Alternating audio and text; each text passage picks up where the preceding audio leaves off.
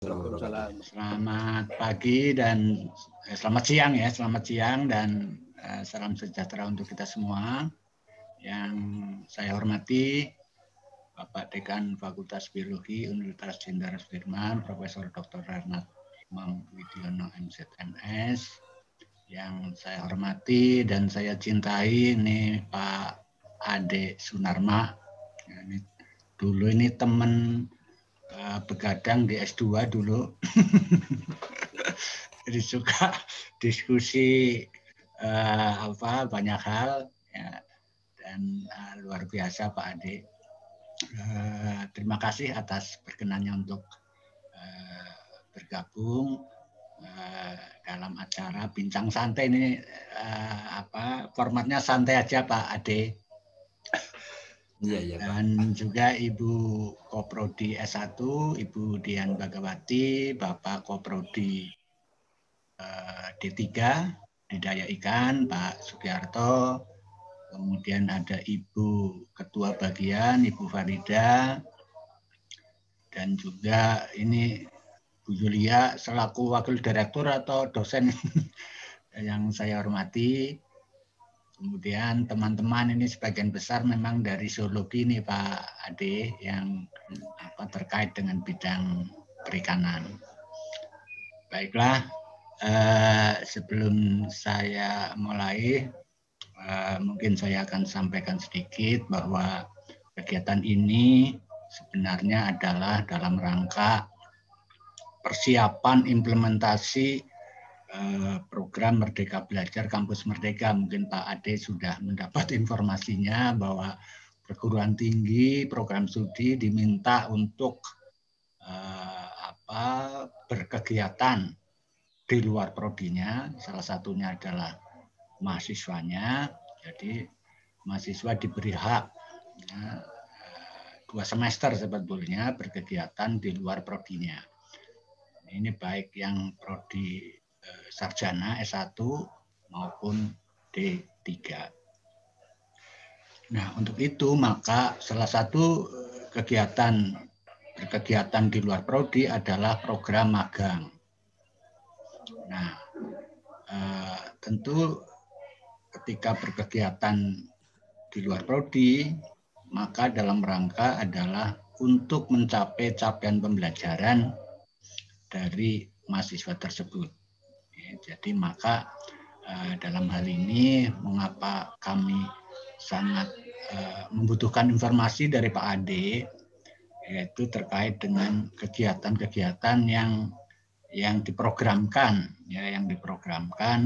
oleh Balai Besar Perikanan Budidaya Air Tawar Sukabumi, itu lebih ke arah budidaya air tawar.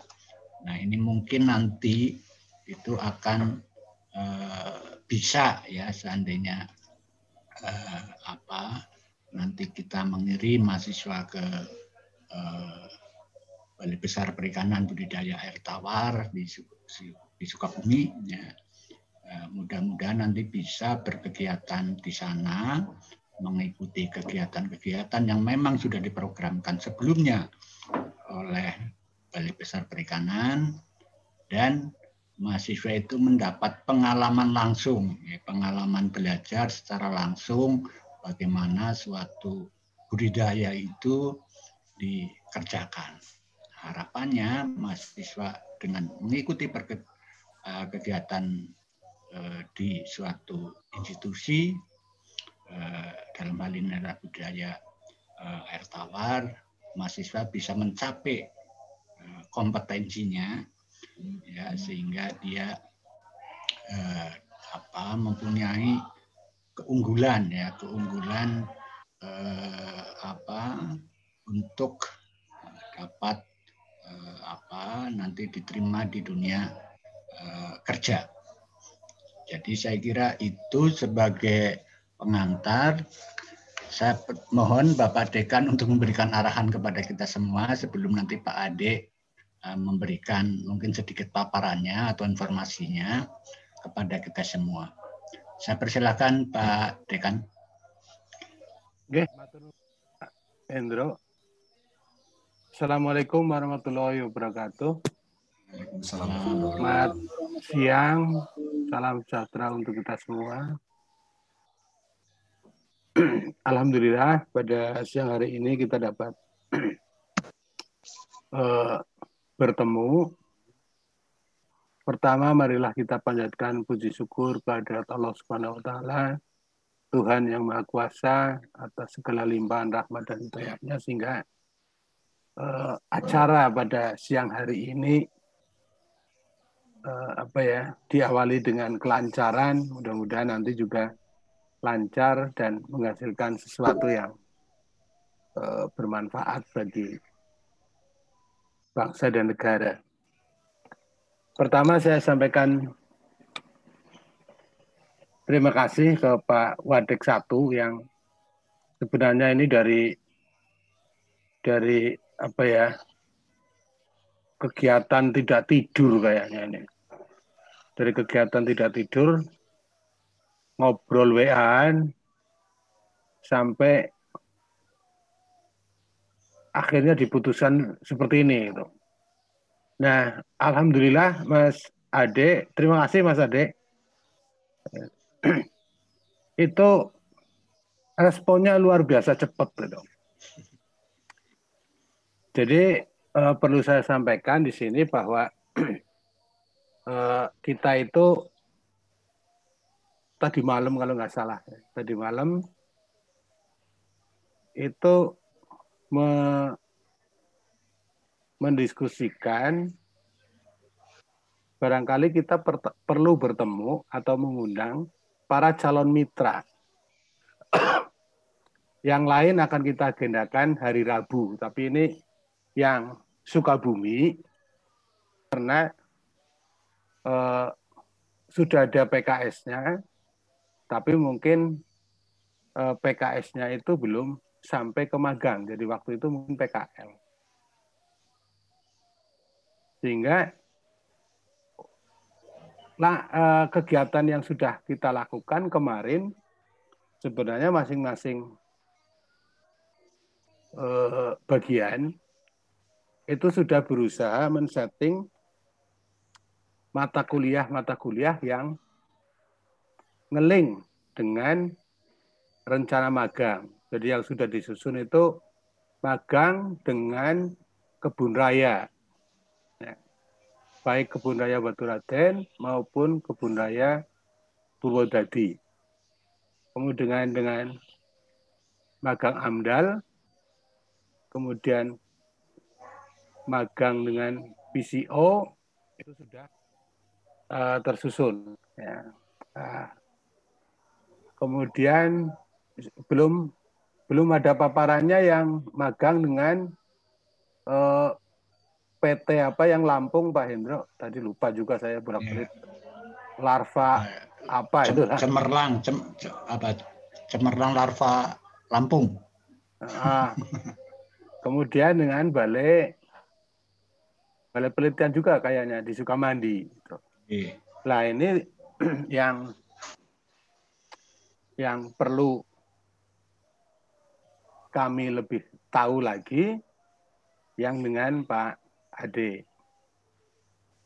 Namun demikian kita ternyata tadi saya juga nggak tahu ini Pak Hendro liburnya kapan gitu ya.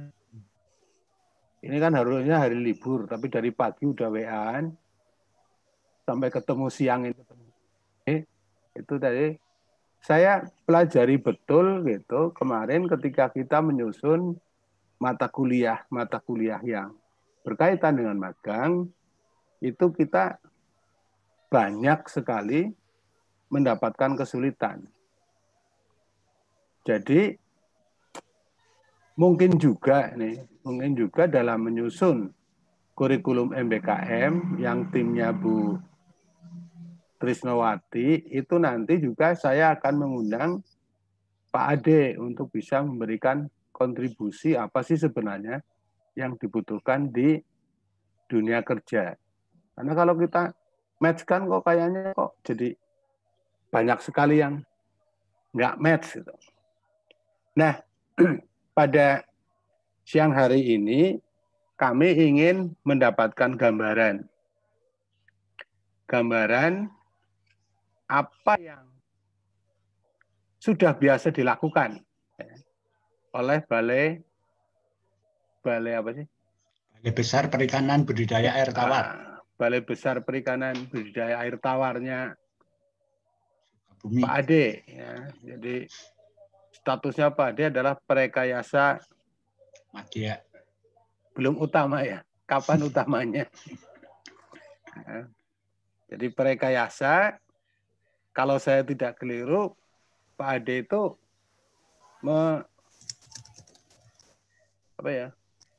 membuat bangsa lele Sangkuriang, Pak. Sangkuriang. Ya. Nah, kita ada nggak yang pas ke sana, kan?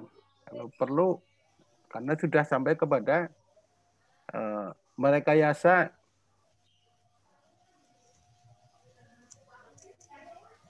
jenis ikan yang lebih Indonesia.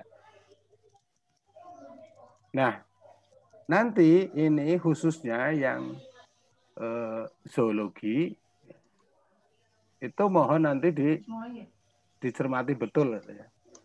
Apa-apa saja yang ada di Pak Ade. Kemudian tadi sekilas infonya mungkin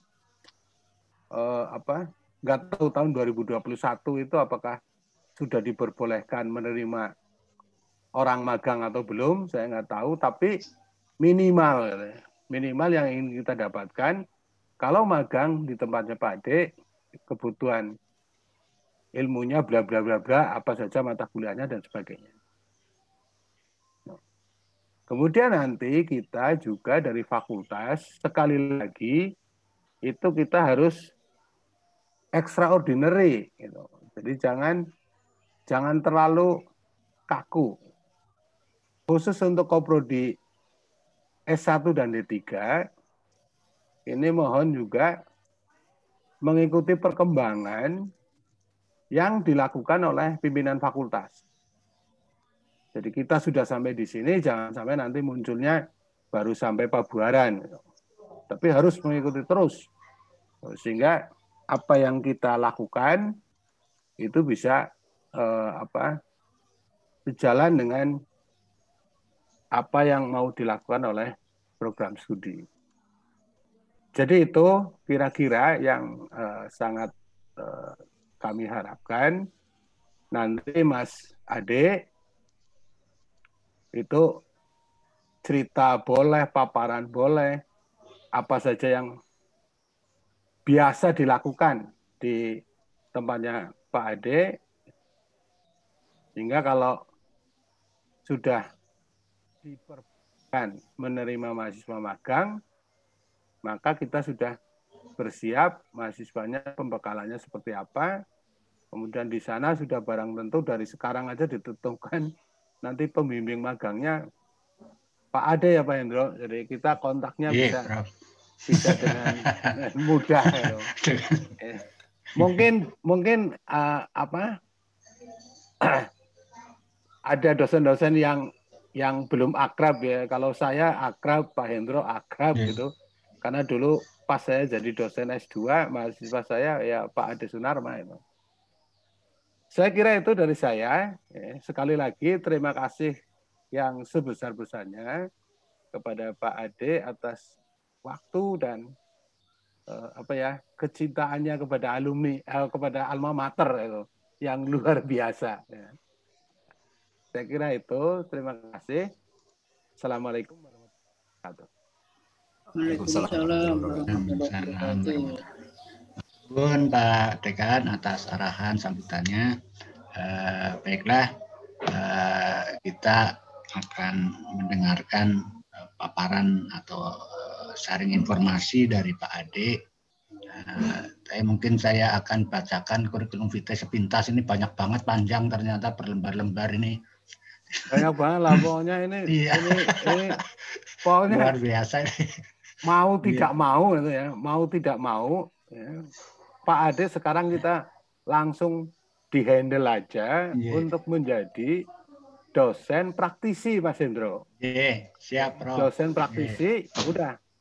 Salah satunya adalah Pak Ade Sunarma, karena kita kan di tahun ini juga harus kuliah ada yang diberikan oleh praktisi. Nanti mata kuliahnya apa kita tetapkan. Pak Ade harus mau itu. Siap, Prof. Oleh Pak Ade sih saya kira siap.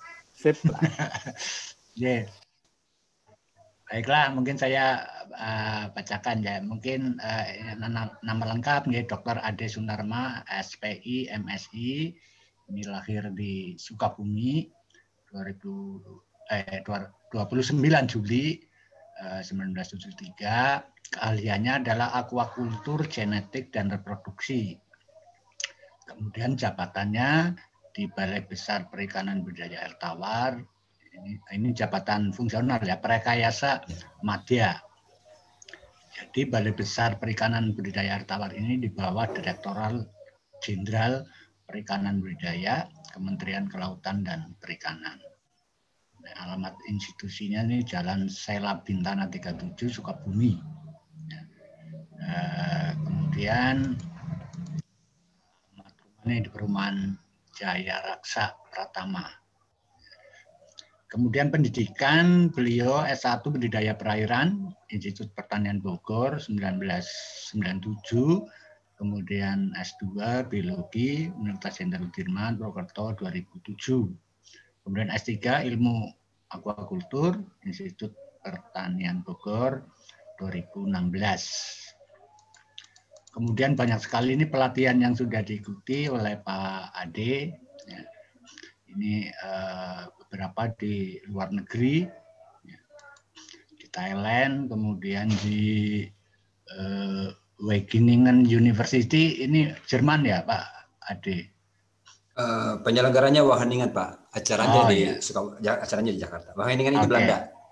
Oh Belanda ya. Ya. Oke. Kemudian pengalaman kerja saya kira ini juga lumayan panjang ya. Salah satunya adalah ya tadi Prekayasa BPAT Sukabumi 1998 sampai sekarang. Kemudian ketua tim Prekayasa dan pelepasan ikan lele Sangguriang. Nah, ini yang terkenal nih, lele Sangguriang itu pada tahun 2000 sampai 2004. Kemudian Research Assistant Co-Management Activity in Cirata Reservoir Indonesia Research Corporation between ACR ya, Australia dan Direktorat Jenderal Akuakultur. Kemudian Ketua Tim Prekayasa dan Pelepasan Ikan Lele Sangguriang ini 2010 sampai 2013. Kemudian tenaga ahli pengembangan Broodstock Center Ikan Lele Provinsi ODIY ini di Yogyakarta 2013-2014. Ini pengalaman internasional juga banyak. Kalau nggak salah dulu ke Uganda ya, kayaknya ini luar biasa ini Pak Ade. Oke. Saya kira itu nih seminar dan konferensi juga panjang sekali. Ya, publikasi juga banyak. Saya kira itu nih sepintas CV dari Pak Ade Sunarma. Saya persilakan Pak Ade, waktunya bebas saja Pak. Silakan santai aja karena ini memang bincang santai. Saya persilakan Pak Ade. Ya. Assalamualaikum warahmatullahi wabarakatuh. Waalaikumsalam warahmatullahi wabarakatuh. Ya, terima kasih Pak Hendro. Juga terima kasih Pak Imam. Saya tadi pagi ini dikontaknya Pak Imam. Tadi pagi jam 6 saya dikontaknya. Tapi memang ini salah satu permintaan dari salah satu orang yang saya harus mengatakan siap dulu sebelum berbicara apa yang harus dibicarakan. Gitu. Jadi ini dari salah satu orang itu, jadi saya harus mengatakan siap Pak gitu atau siap Bu gitu. Ada beberapa orang yang memang sudah saya tandai gitu ya. Saya tag urusan belakangan apa gitu ya. Yang penting siap dulu gitu kan. Begitu saya jawab, saya pikir hanya untuk di WA. Ternyata harus via Zoom. Ya udah terlanjur, ayo siap aja saya kan gitu ya. Ya, kenapa saya bilang saya tidak bisa menolak? Ya karena unsurnya, bukan karena tadi sempat disebut anak saya di sana, tapi karena unsurnya, Pak. Setidaknya 2 tahun saya di sana sudah memberi warna, terutama bagaimana saya harus melihat dari sisi lain mengenai perikanan budidaya. Itu yang mungkin saya tidak tahu ibu bapak di biologi khususnya ataupun di unsur secara umum apakah sudah bisa mendapatkan inspirasi seperti saya atau tidak. Tapi buat saya yang memang dari luar, yang tadinya saya full di perikanan budidaya, di aquaculture, ketika masuk di unsur, saya mendapat banyak hal yang luar biasa lah, gitu ya. Bahwa kemudian ada bumbunya, termasuk begadang dengan Pak Hendro, itu adalah bumbunya gitu ya. Termasuk juga jadi kenapa saya selalu ingat Pak Imam itu karena saya diberi kesempatan untuk bisa merokok di lingkungan unsur gitu. Terutama itu Pak Imam. Jadi yang di luar cerita kuliah, kalau kuliah semua orang bisa mendapatkan. Saya yakin begitu Pak. Kuliah semua mendapatkan. Ada Mbak Dewi di sini juga, Bude yang hadir mungkin ya. Semua orang sama mendapatkan, tapi rasanya hak eksklusif untuk bisa merokok di lingkungan kampus dan ngopi itu adalah saya dengan Pak Imam gitu ya. Saya juga punya teman diskusi arahan yang sangat baik dari Ibu Yulia. Tadi saya lihat sudah hadir juga di sini. Jadi sama di antara orang-orang yang saya sebut barusan tidak bermaksud mengecilkan yang lain, tapi ya itu tadi saya bilang. Kalau diminta sesuatu pasti saya harus mengatakan siap dulu sebelum urusan apa yang dibicarakan gitu Pak. Termasuk ujung-ujungnya adalah begitu berbicara ini untuk cerita magang, saya tidak tahu harus memulai dari mana Pak Imam. Gitu ya. Saya tidak tahu. Tadi itu siapkan aja profil katanya. Oke, saya bilang profil saya kontak kawan kan. Alhamdulillah bisa dikirim profil balai. Tapi apakah ini cukup bersambung atau tidak dengan apa yang diinginkan oleh ibu bapak di biologi unsur, di unsur lah secara umum, apakah sesuai atau tidak ya. Mudah-mudahan nanti kita bisa berdiskusi panjang, bisa berdiskusi apa yang memang tersedia di tempat saya, di tempat kami di BBAT. Saya suka menyebutnya BBAT saja untuk nama yang lama gitu ya. Kemudian apa yang memang dibutuhkan oleh unsur. Sehingga nanti kita bisa match sehingga semuanya bisa baik Sukabumi ataupun Purwokerto bisa mendapatkan sama-sama mendapatkan manfaat itu maksud saya. Mudah-mudahan seperti itu ya. Termasuk perintahnya tadi Pak Hendro ini perintah Pak Dekan jadi susah agak ngeles gitu ya. Kalaupun harus jadi dosen praktisi gitu ya. Tapi saya pas secara prinsip saya siap ya. Tinggal nanti mengatur waktu saja yang mungkin kadang-kadang agak susah gitu ya. Tapi secara prinsip saya siap untuk kalau minta bantuan untuk itu gitu ya. Dan tidak bermaksud sombong, tapi maksud saya sekedar informasi. Kebetulan saya udah 3 atau 4 tahun ini juga setiap tahun kecuali tahun ini gitu ya harus terbang ke Brawijaya. Ke Airlangga karena ada perikanan di sana. Jadi saya harus mengajar, punya 2 pertemuan di sana untuk 3 kelas 2 pertemuan termasuk praktikumnya karena jadi bagian dari dosen, bukan hanya dosen praktisi tapi ada 1 mata kuliah yang kemudian ada chapternya seleksi dan hibridisasi itu yang memang saya yang diminta ngajar udah 3 tahun atau 4 tahun inilah gitu ya. Saya kebetulan ngajar di sana. Makanya kalau di unsur apalagi unsur maksud saya diminta begitu pasti saya siap lah, tinggal jadwalnya saja Pak gitu ya. Itu mungkin pengantar dari saya. Awalnya saya mungkin minta izin untuk share screen aja Pak Hendro. Ya. Monggo ini Mbak Asfi tolong Mbak. Sudah Pak. Sudah.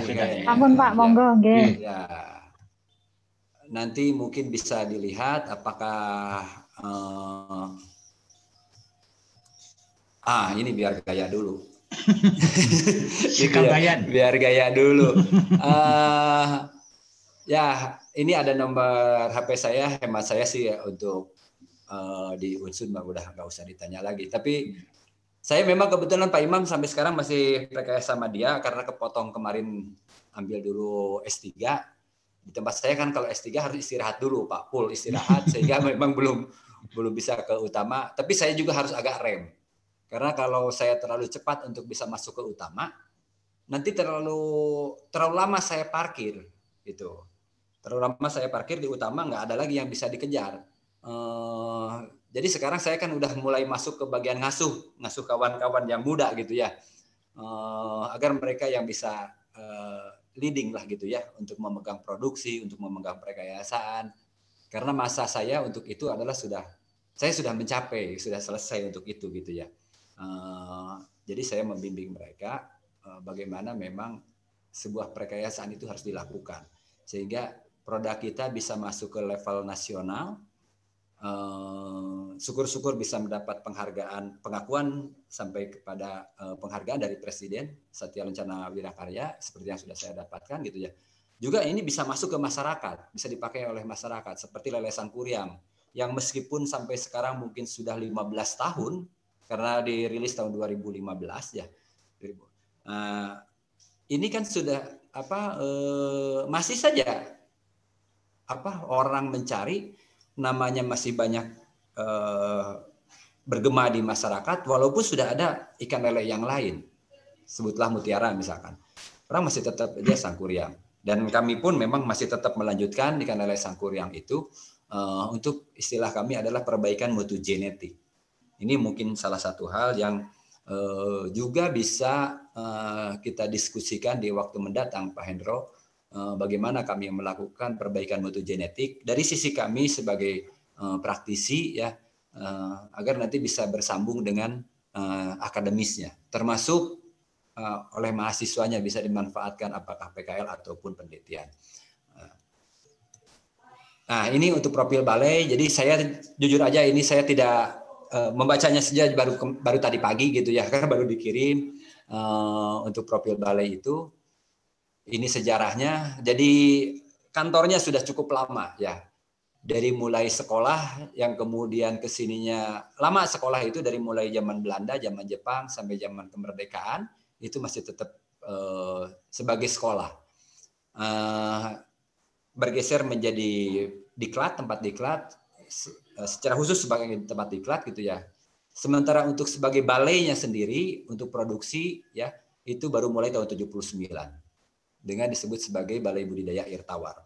Nama itu yang kemudian panjang, lama, sehingga cukup mengenal cukup terpatri di masyarakat sebagai BBAT. Yang kemudian sekarang menjadi Balai Besar Balai Besar Perikanan Budidaya Air Tawar. Lokasinya di Jalan Selabintana untuk kantor pusatnya, walaupun ada beberapa ada di Pelabuhan Ratu untuk udang galah, gitu ya, ada di Cirata untuk kolam air keramba jaring apung, dan ada di Cisaat untuk kolam air deras. Kita punya sekitar 25-26 hektar yang di Sukabumi ya. Ada perkolaman, ada juga perkantoran dan lain-lain di sana ya. Ini untuk SK-nya hemat saya lanjut saja. Kalau ini SDM-nya kita SDM yang tahun kemarin ini sampai 2019 ada 159 karyawan dengan TKK ya, dengan TKK. Karyawannya hanya 102 karena 57 adalah tenaga kerja kontrak ya, di berbagai bidang di situ adanya. Kemudian kebetulan kalau pendidikannya saya sampai saat ini masih satu-satunya yang pendidikan S3, kebanyakan di S2 ya. Ada masih beberapa yang masih S1 untuk melanjutkan mungkin ke S2 nanti. Nah, untuk diketahui ini juga mungkin untuk ada mungkin bisa dimanfaatkan di kawan ibu bapak di Unsud. Jadi selain kami di Sukabumi sebagai Balai Besar Perikanan Air Tawar, itu Direktorat Jenderal Perikanan Budidaya itu punya balai lain. Untuk balai besar itu ada air tawar di Sukabumi, ada air payau di Jepara, dan ada laut, air laut di Lampung, ya. Nah, itu untuk balai besarnya. Itu kalau secara struktural eselon 2. Yang lainnya adalah balai, ya. Balainya ada 12, ya, dari mulai di Aceh, Batam, Jambi, dan selanjutnya itu untuk 3 air itu, air tawar, payau, laut. Termasuk satu yang jadi layanan usaha, ya, di Karawang. Sehingga maksud saya satu di Karawang, kedua khusus untuk udang dan kerang-kerangan ada di Karangasem, Bali. Ya. Dan satu lagi itu adalah masih level loka untuk khusus penyakit ikan, itu adanya di Serang. Maksud saya bahwa UPT DJPB ini cukup banyak, sehingga kalau Sukabumi hanya air tawar, terus kalau mahasiswa ataupun karena kepentingan akademis di biologi perlu air payau ataupun air laut, itu masih ada balai yang lain yang memang masih bisa dimanfaatkan, ya, untuk magang ataupun penelitian, ya. Itu tinggal tempatnya saja. Memang kalau secara tempat agak susah mencari balai yang masih di kota seperti Sukabumi. Yang lain rata-rata rada pinggir lah gitu, ya. Sehingga tidak kalah sumpah saya, Pak Imam. Sumpah saya adalah siap ditempatkan di mana saja di seluruh Indonesia selama Gunung Gede masih kelihatan. Kan gitu. Tapi dalam hati gitu, ya. Selama Gunung Gede masih kelihatan, karena Sukabumi adanya di kota gitu, ya. Iya, gitu. Yang lain sudah minggir gitu, ya. Ini adalah balai yang lain. Kemudian ini adalah tugas dan memang pekerjaan yang dilakukan di BBAT. Ya. Ada pertama istilahnya secara peraturan perundang-undangannya, ya, ada Kepmennya, itu adalah melaksanakan uji terap teknik dan kerjasama. Nah, uji terap teknik ini adalah yang kemudian menggunakan secara fungsional adalah prekayasaan. Fungsionalnya adalah prekayasa. Kata prekayasa sendiri tidak bisa digunakan untuk di Direktorat Jenderal Perikanan Budidaya, ya, adalah secara birokratisnya, sehingga dipakailah uji terap teknik. Disitulah saya dan kawan-kawan prekayasa itu berhimpunnya, ya. Kemudian ada juga beberapa kawan yang memang bergerak di pengujian laboratorium, ya. Kita punya laboratorium untuk penyakit ikan, untuk kualitas air, untuk nutrisi, termasuk residu, juga untuk genetik. Selain yang genetik itu untuk penyakit ikan, untuk kualitas air dan residu itu sudah akreditasi, ya. Ini sudah termasuk sudah menjadi laboratorium acuan, ya. Sehingga itu menjadi acuan dari lab-lab uji yang lain untuk yang di perikanan, ya.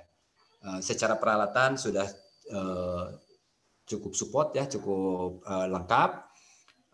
Dari mulai hanya mikroskop untuk mengamati parasit misalkan gitu, ya, sampai untuk mengukur logam berat kalau di kualitas air, ataupun mengukur residu ya di laboratorium residu termasuk hormon.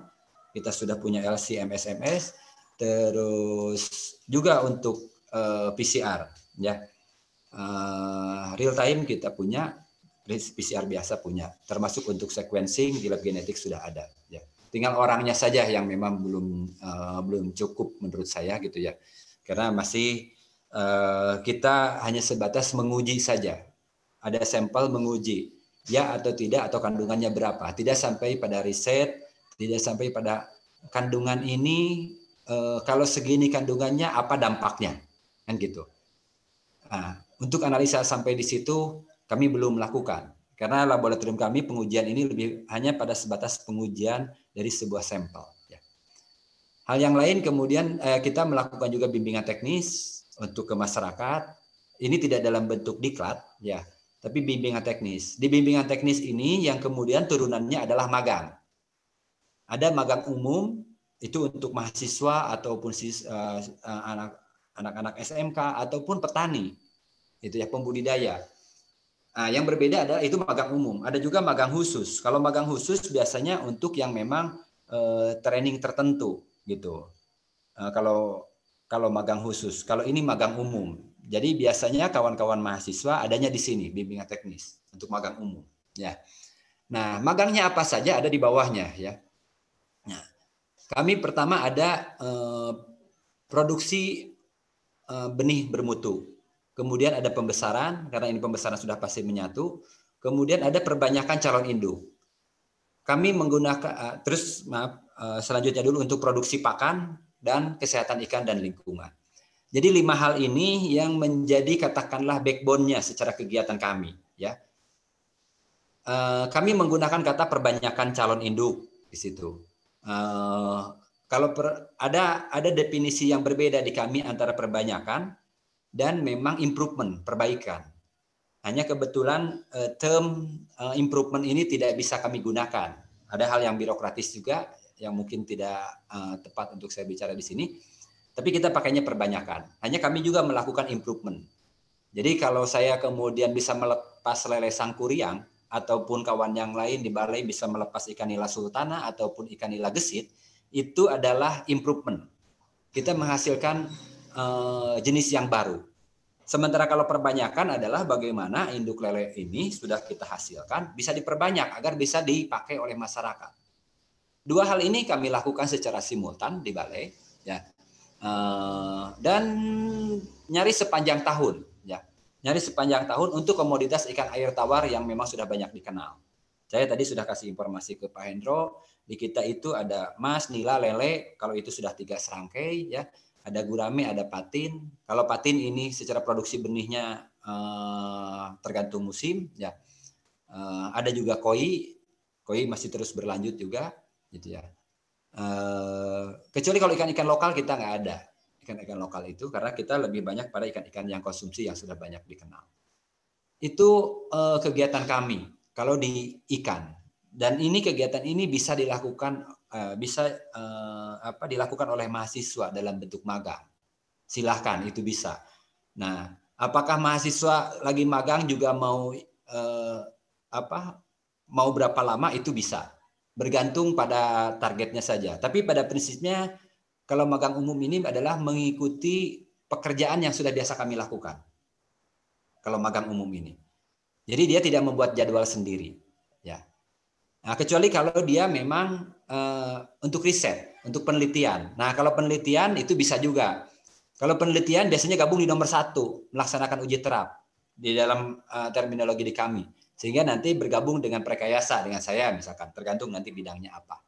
Kalau yang penelitian. Tapi kalau yang magang itu adanya yang di bawah. Ikut saja itu diproduksi. Tapi memang hal yang berbedanya adalah begini. Jangan lama-lama sampai 3-4 bulan. Kalau saja dia magangnya hanya 2 minggu saja, 2 minggu ya.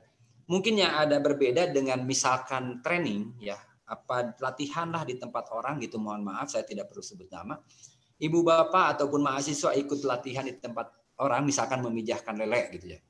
Mungkin ketika dia latihan itu hanya 1 kali memijahkan. 1 kali seleksi induk, 1 kali memijahkan, ikannya juga mungkin hanya 4-5 ekor. Jangan-jangan 1-2 ekor. Sementara kalau di tempat kami, kalau dia magangnya 2 minggu saja, itu berpeluang untuk bisa ikut memijahkan 2 kali. Kalau ikan lele, karena dia memijahkan setiap minggu. Ikannya juga bukan 1-2 ekor. Sekali memijahkan 10-20. Kalau lagi perbanyakan 30 ekor gitu. Jadi sangat banyak yang sangat besar peluang kesempatan mahasiswa untuk betul-betul melatih dirinya bagaimana dia agar bisa cerita budidaya ikan itu, ya. Termasuk memeliharanya, ngasih makan. Mau dia berapa lama pun terus saja ikut ngasih makan, sehingga dia bukan hanya secara teoritis pemberian makan 3 kali sehari dengan katakanlah persentase pemberian 2% atau ad libitum gitu kan, diberikan 3 kali, bukan cuma itu. Tapi lebih dari itu dia bisa melatih bagaimana melihat respon ikan makan. Apakah ikan ini ada gangguan atau tidak? Kan gitu. Apakah ikan ini ada indikasi stres atau tidak? Itu bisa dilakukan karena dia terus-terusan ikut ngasih makan. Betul, memang kadang-kadang mahasiswa merasa ada juga sih yang sedikit mengeluh lah gitu. Kok saya hanya dipekerjakan saja? Kan gitu. Hanya untuk ngasih makan, ngangkat-ngangkat pakan gitu, pelet ya. Tapi memang pekerjaannya begitu. Memang pekerjaannya begitu. Jadi tidak ada mahasiswa pun kami yang angkat-angkat kan gitu. Ada mahasiswa ya mahasiswa yang disuruh gitu kan untuk angkat-angkat. Kebetulan kalau sekarang cerita keduk teplok, membersihkan kolam sih udah jarang gitu ya. Karena hampir semuanya sudah pakai plastik. Paling gosok tembok lah gitu ya, gosok bak yang dilakukan. Tapi inilah ikan, kegiatan yang terkait dengan ikan yang menjadi tulang punggung kami selama ini gitu ya. Demikian juga untuk pakan, produksi pakan mandiri kami lakukan terus-terusan sepanjang tahun. Jadi mahasiswa sangat besar peluangnya untuk belajar dari mulai belajar formulasi, menyiapkan bahan sampai mencetaknya, gitu kan.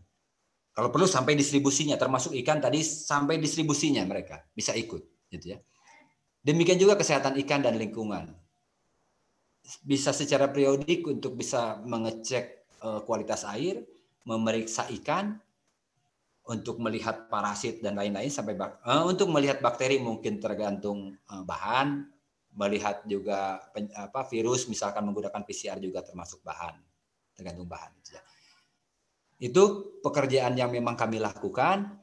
Ada hal yang lain adalah yang sekarang kebetulan kalau yang nomor 5 ini program nasional terkait dengan kebijakan nasional.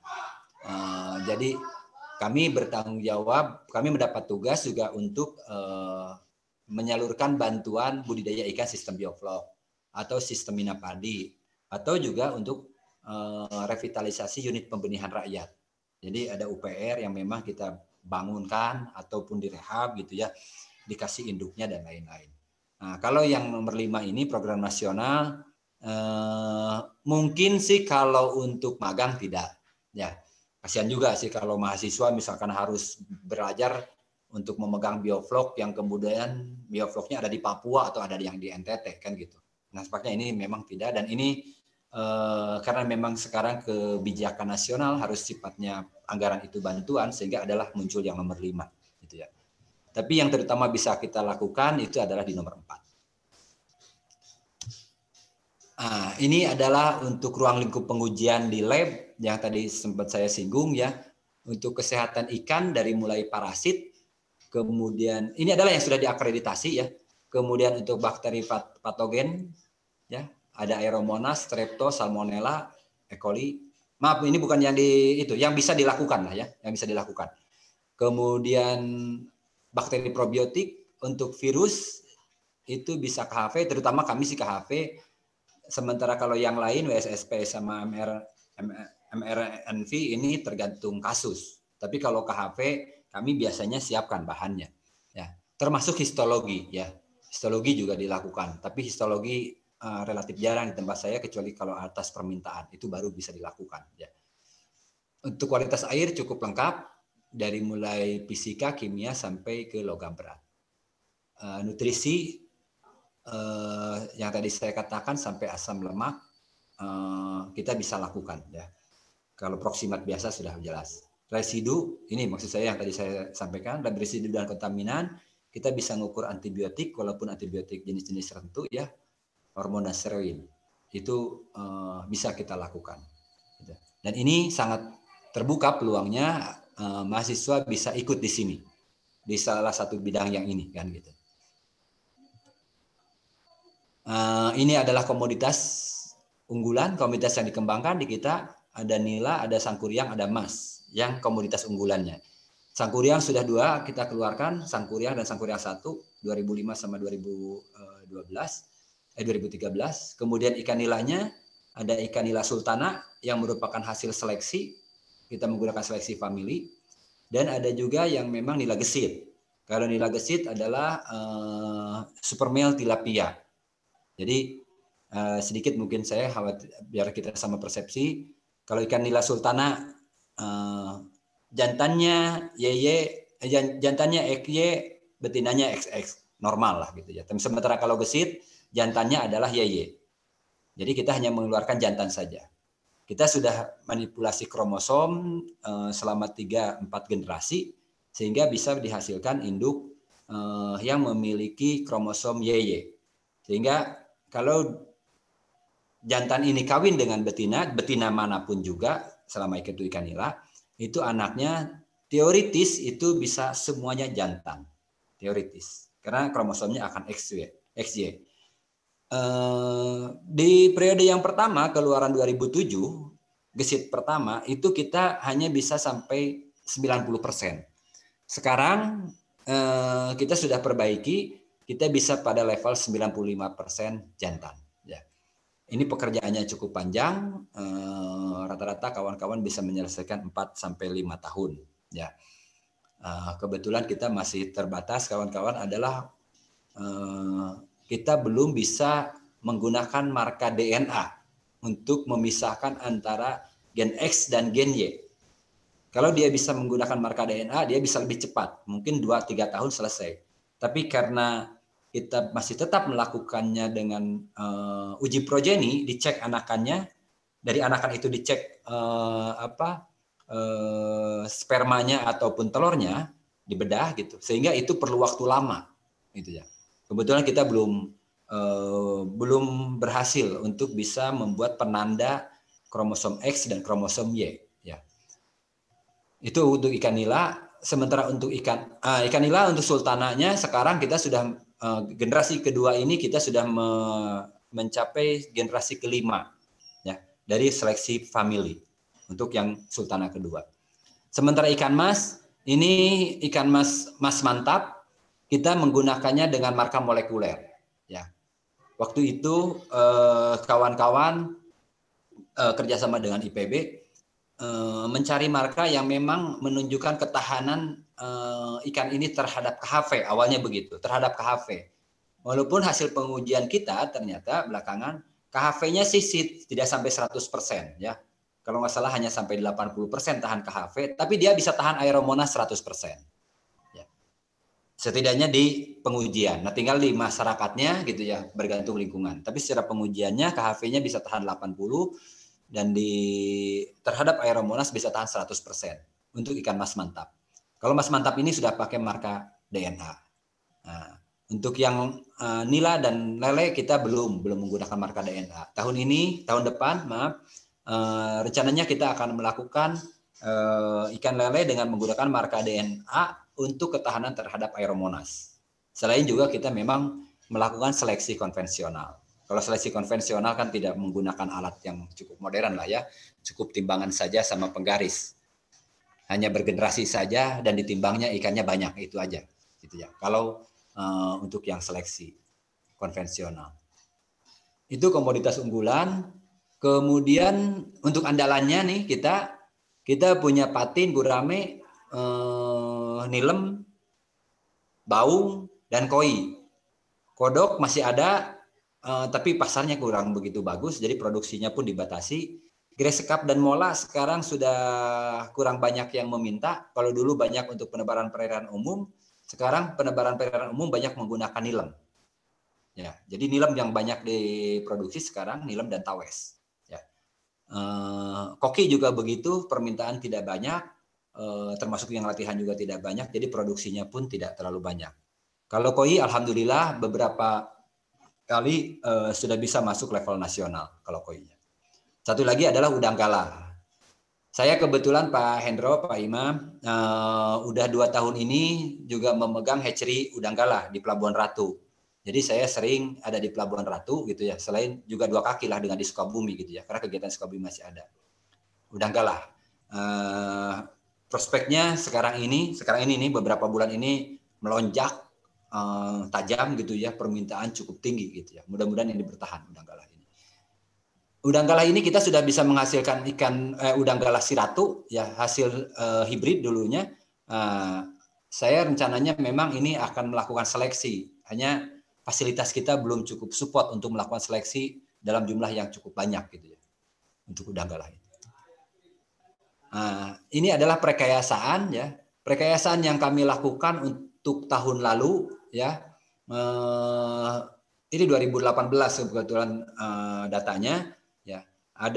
Kita membuat pembenihan ikan nila skala rumah tangga, terus produksi calon induk unggul ikan nila yang tadi saya katakan ini di nila ini adalah untuk membuat gesit 2 dan sultana 2. Kita melakukan mina padi ini dan untuk penyakit viral dan bakterial di gurame. Ini yang 2018. Kalau 2019 itu adalah pembenihan skala rumah tangga ini lanjut, produksi induk ikan nila juga masih lanjut. Dua hal yang ini tidak. Sudah kita ganti tahun ini adalah produksi pakan alami Moina. Ya, kita bagaimana bisa produksi massal, bukan hanya massal, yang seimbang dengan kebutuhan. Tidak perlu massal, tapi yang penting berapa banyak cukupnya itu, berapa cukupnya itu, berapa kebutuhannya itu tercukupi gitu. Tidak perlu massal banyak, yang penting sesuai dengan kebutuhannya. Sekarang tahun depan ini masih lanjut untuk bisa mencari keseimbangan itu, sehingga nanti diharapkan kalau punya larva lele misalkan 100.000, itu perlu berapa bak disiapkan untuk produksi moinanya. Ya, tahun ini hasilnya pakan alami moina itu kita punya moina yang dari lokal dari Sukabumi ya. Kalau di luar banyaknya mengatakan Moina macropopa, kalau di kita ini Moina apa kemarin saya lupa namanya, Miura kalau nggak salah. Miura atau apa gitu namanya. Nah, yang memang ukurannya lebih kecil. Sehingga lebih cocok untuk pendederan pertama, untuk dari larva sampai ukuran sampai 23 ya. Kemudian juga sudah berhasil untuk memanen resting egg ya. Epipian ya, resting egg atau epipian, sehingga nanti, dan ini pun sudah bisa dikapsulkan gitu, dikeringkan terus dikapsulkan, sehingga nanti diharapkan kalau di tempat yang memang agak susah, katakanlah di Papua atau di NTT atau di mana saja, kita tinggal siapkan medianya, masukkan kapsulnya, sehingga nanti moina bisa tumbuh. Nah, sementara kalau kita mengirim isolat hidup kan agak susah gitu ya, sehingga dikirimkanlah isolat yang seperti itu dalam bentuk kering gitu. Itu pakan alami yang tahun ini dilakukan, tapi masih lanjut tahun depan. Kemudian kita juga tahun ini masih melakukan untuk cacing, ya, produksi cacing masih ada gitu ya, perkayaan cacing. Juga pakan mandiri ada tahun ini. Ya.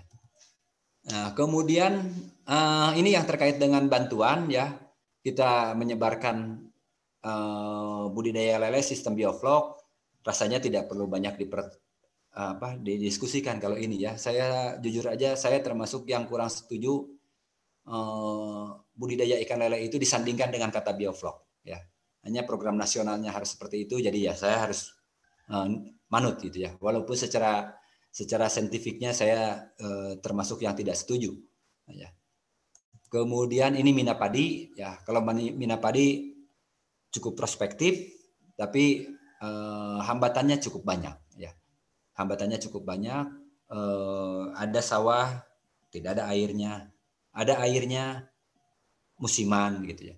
Ada airnya tidak musiman, sawahnya oke, petaninya yang tidak ada, tidak boleh. Petaninya boleh, tapi tidak berkelompok. Banyak hambatannya. Saya kebetulan mengalami ini ya, termasuk di Banyumas untuk bantuannya. Banyak masalahnya. Dan utamanya ini adalah kontinuitasnya. Jadi begitu ada bantuan, petani setelah itu tidak mau melanjutkan gitu ya. Mungkin secara ekonomis tidak bisa dihitung atau juga karena repot. Walaupun kalau saya melihatnya lebih jauh dari itu adalah susah merubah kultur. Karena petani ini biasa nanam padi, tidak biasa memelihara ikan. Sementara sekarang kita berharap dia itu harus bertransformasi dari petani padi saja itu harus juga dengan petani ikan. Ini ternyata tidak mudah merubah itu. Nah, ini adalah beberapa gambar untuk bantuan mina padi dan bantuan bioflok. Ya, kebetulan saya punya pengalaman mengawal bioflok itu adalah di NTT, gitu ya, di NTT, di Nusa Tenggara, di Atambua. Nah, ini adalah peta sebarannya. Hemat saya ini tidak terlalu inilah ya. Ini bantuan mina padi, UPR. Nah, kita sekarang sedang mengembangkan ini ya, budidaya cacing sutra dengan sistem apartemen. Sudah bisa, tapi secara pendataan, secara kontinuitas kita memang belum cukup bagus ini. Jadi masih banyak hal yang memang perlu kita kaji. Bagaimana agar produksinya bisa kontinu, terus juga bisa bisa dihitung Kalau saya mau produksi katakanlah 5 liter, tapi secara kontinu, nah itunya belum ketemu sama kita. Tapi bahwa bisa produksinya ya. Hanya bagaimana kestabilan produksi itu kita belum bisa kepegang gitu ya. Ini adalah pakan yang tadi saya katakan, pakan mandiri ya. Ini juga sama dipakai untuk bantuan. Nah, sekarang karena ada bantuan untuk Budik Damber, kita juga melakukan bantuan Budik Damber gitu ya. Nah, ini tidak terlalu susah lah kalau ini. Nah, ini kita juga bisa menghasilkan ini Minagrow. Ini dulu dengan Pak Profesor Komar almarhum dari IPB ya, dengan Pak Dr. Ali Mudin. Ini adalah rekombinan growth hormone ya. Rekombinan growth hormone yang kemudian digabungkan ke pakan. Pada beberapa komoditas ini sudah jelas terbukti bisa mempercepat pertumbuhan. Tapi setahu saya ini perizinannya yang belum selesai nih kalau ini. Tapi secara terbatas kita sudah bisa produksi untuk ini. Ya. Nah, ini adalah produksi benih dan calon induk yang tadi saya cukup lama ini saya bicarakan karena inilah backbone-nya dari kegiatan balai ini ya. Termasuk untuk bantuannya ini ya. Ini adalah beberapa kegiatan pengawalan ya. Kami juga punya lembaga sertifikasi sistem mutu ini. Nah, itu mungkin Pak Hendro ya bisa saya sampaikan untuk profil balai ya. Mohon maaf karena saya tidak siapkan, jadi saya ambil aja yang ada gitu ya. Ya.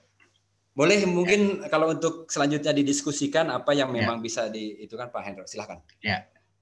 Terima kasih Pak Ade, ini sangat menarik sekali ya.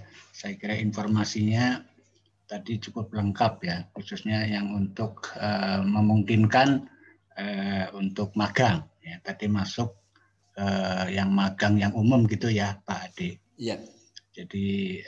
Jadi mungkin saya perlu jelaskan lagi. Jadi sebetulnya di dalam program Merdeka Belajar Kampus Merdeka atau MBKM itu adalah mahasiswa itu ikut kegiatan yang sudah berjalan. Jadi tidak mengadakan acara sendiri gitu Pak Ade.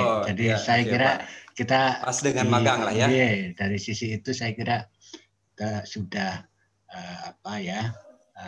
sesuai dengan apa yang seharusnya kami lakukan. Mungkin sebelum kita lanjut ke diskusi, saya mohon Pak Dekan mau menyampaikan sesuatu dulu, mungkin memberikan tanggapan secara umum Pak Dekan. Monggo Pak. Oke, terima kasih. Terima kasih sekali Pak Mas Ade ya. Jadi tergambar jelas gitu apa yang bisa dilakukan oleh mahasiswa magang di sana. Kalau tadi misalnya di poin yang dimagangkan, tadi sudah disampaikan oleh Pak Hendro bahwa mahasiswa ke sana itu mengikuti kegiatan yang ada di sana. Jadi tidak lagi mahasiswa membawa proposal kemudian mau melakukan sesuatu di sana, enggak, tapi apa yang dilakukan oleh balai ini mahasiswa mengikuti karena tujuan utamanya adalah meningkatkan kompetensi dari mahasiswa yang tidak didapat di kampus gitu, atau mempraktekkan yang ada di kampus ke praktek yang sebenarnya. Nah, mungkin yang akan menjadi persoalan adalah ketika kita magang itu boleh dikatakan harus 3 bulan karena harus 14 minggu atau 12 minggu lah ya Pak Hendro. Antara 12-14 minggu. Misalnya, apakah memungkinkan gitu. Kalau dari tadi yang paparan lembar keberapa yang bisa dipagangkan itu minggu ke-1, ke-2 ikut yang ini, berikutnya ikut yang ini, berikutnya ikut yang ini sampai genap 3 bulan gitu ya? Iya, 3 bulan. Jadi mulai dari tadi apa itu ya sampai kepada penyakit dan lingkungan atau lingkungan dan itu ikuti semua. Saya ngirim mahasiswa 5 sama semua kegiatannya seperti itu. Bisa Pak, kalau itu saya jawab aja dulu. Itu jadi keliling gitu ya, termasuk komoditas, boleh berbasis komoditas hanya ikan saja muternya, ataupun komoditas dengan lab. Itu bisa, tidak masalah. Oke, kalau ada lagi mungkin ya, tadi komoditas, ada lagi mungkin yang magangnya lab. Bisa, hanya lab saja pun bisa. Atau lab kombinasi dengan ikan bisa gitu. Boleh kalau itu Pak. Ya, termasuk juga mungkin saya agak tertarik nih yang di Pelabuhan Ratu nih. Karena dulu zaman saya jadi mahasiswa Fakultas Biologi punya cita-cita menjadi pusatnya udang galah. Ya, pada saat ada juga pusat di Adipala itu, ya, tapi enggak. Itu juga mungkin ada yang tertarik magang di perudanggalahan. Boleh itu Pak. Oke. Boleh itu juga Pak Hendro. kalau... Jadi bayangan saya bisa banyak mahasiswa yang ke Sukabumi. Ya. Yang apa? Yang agak repot itu repot dari sisi teknisnya. Itu kalau udang galah gabung dengan ikan. Karena mahasiswa harus pindahan dari Pelabuhan Ratu ke Sukabumi. Jangan Pak De. Kalau yang udang galah ya udang galah. Udang galah harus udang galah saja. Udang galah ya, nggak ikut ikan. Yang ikan silahkan ikan, yang lab silahkan lab, jangan dicampur-campur. Ya. Itu. Nah itu sehingga nanti kita mengatakan lulusan yang paham tentang lab, lulusan yang paham tentang ikan, lulusan yang paham tentang udang galah. Udang galah. Ya. Boleh Pak. Nanti juga misalnya ikannya juga mungkin ada yang konsen ke tadi nila ada konsen yang ke lele, ada yang konsennya ke ikan mas misalkan. Ikan mas itu.